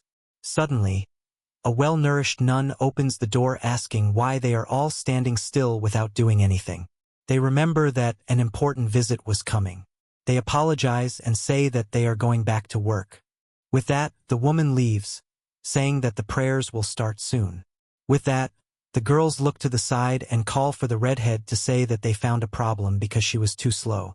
Poor little Gamina only apologizes without saying anything while the girls are saying that they will take advantage of the ceremony. It's good for her to clean everything. The poor girl is left desolate with the girls saying that they want to sit in the front row. Already in the middle of the church, someone says that today they will present a special person. An illustrious guest who came to represent the Verit house and had the blessing of Father Andre. When they have the blessing of the Father, these nuns get all red, saying that this is really incredible. It was the first time they had seen a knight like this who looked like he was from a fairy tale. But Vlad is looking to one side, looking to the other. The girls are wondering if he's looking at them with those cookie faces of theirs. Surely not. Our boy can't see who he's looking for. But he remembers having sent for all of them. The woman then gathers. Okay, here's the English translation of the provided text, adjusted for a US audience and readability. All right, hands together, it's time to pray. Our boy, the non-believer who prays more than any believer, is already there, locked in. The artist really went all out making their heads look weird. And there was another one rushing over. Vlad could tell who it was just by the sound of her footsteps. He opened the door, happy that at least the ceremony hadn't finished yet. She slipped into the back of the line, and Vlad glanced back. Her face was hidden in shadow, but he was already frowning. As soon as he turned around, the nun asked if something was wrong, but he just said the girl looked like skin and bones. Apparently, they weren't feeding her properly. The woman didn't understand what he was talking about, but he just walked off, muttering that he wished he could teach everyone a lesson. He walked towards Gamina while the girls watched him. She saw his face and wondered if it looked like Vlad. But then she remembered the boy from before and shook her head, certain it wasn't him, until he called out her name, and when she looked up, he was right in front of her. Our boy sized her up, seeing her from an angle like he was 10 feet tall. He saw her clothes were all dirty and asked, "What the hell is this?" He crouched down, saying she was a mess, while the nuns were confused, not knowing what was going on or why they knew each other. Our boy just asked if they really didn't feed her or wash her clothes. Gamina stood there, staring, as he kept complaining. Slowly, trembling, she reached out and touched his hair. He asked if she was listening and told her to answer, but when he looked up, he saw she was crying. He got emotional for a second, but then he stood up and said he didn't care about formalities. They were both leaving. He told her to come home, and it was the first time anyone had ever said that to her. They were both kids from the slums who grew up without relatives, so they didn't have a home to go back to, or even enough to eat. All they had was each other. Together, they were searching for their own home and a family. In the carriage, Gamina was all hunched over. She kept glancing around, and he asked what was wrong. She kept giving him these weird looks, seeming not to respond, while looking at the boy all radiant, clutching the bundles of clothes. She said he'd changed too much. Our boy saw she wasn't saying anything, so he asked why she was acting so weird when it had only been 6 months since they'd seen each other. Still, she remained silent until she lifted her face again and saw that he really seemed to belong to nobility, while she looked worn out and dirty. She was about to say something, but he put something in her mouth, saying she was completely lost, but this would make her feel better. She asked what it was, and he said it was a caramel he'd taken from the knight he was helping. She thought it was strange, questioning if he was sure someone would give something so expensive away. Apparently, he was still stealing. Vlad didn't care. He said she could think whatever she wanted. She stood there again, and when he looked, he asked why she was crying again, then angrily responded that he took too long to come get her. He tried to help her, but she pushed his arm away. He leaned out the window because at least the weather was nice. Back in Eskar, where it all began, no matter where people are born, everyone deserves their own star. But getting that star to shine in the sky is something else entirely. Watching the burning coal, the blacksmith said it was just like him, wasting time with nothing to do. It was better to close up shop for the day because not even the city's bandits were showing up. He went out the door, glanced at the sword, and wondered what that kid was up to these days. The boy had made him proud, but at the same time he felt sorry for him. He hoped he hadn't frozen to death out there. Then someone asked why he was closing so early. The blacksmith told him to come back later, but the guy said, unfortunately, he couldn't. He was too busy tomorrow and needed this resolved today. The old man asked how busy a little bandit from this area could be, until the person said they needed him to take a look at this sword that hadn't been repaired in centuries. It was our boy, saying he'd talked to other blacksmiths, but they all said only one man could do it. The old man froze for a moment, and Vlad asked if it was true or not. Now he was all bright, saying that of course he could fix it. Our boy told him to come in and sit down. Our boy then handed over the sword, and the guy took a look. He could really see that he'd been putting it to good use. He asked about some scratches, and Vlad said they were from the expedition against the goblins in the winter. He asked about others, and our boy said those were from the duel of Heimdall. The last and worst ones at the tip were from the fight against the deathworm. Seeing his own reflection, the blacksmith was impressed with everything that Blade had been through. He was proud of the boy who, instead of being stuck in that place, was living up to his full potential. He then stood up, saying he hadn't been this happy since the day he completed this masterpiece. He started heating up the furnace to make the repairs. The embers that were about to go out at any moment began to burn more intensely than ever, and the light of that man shone.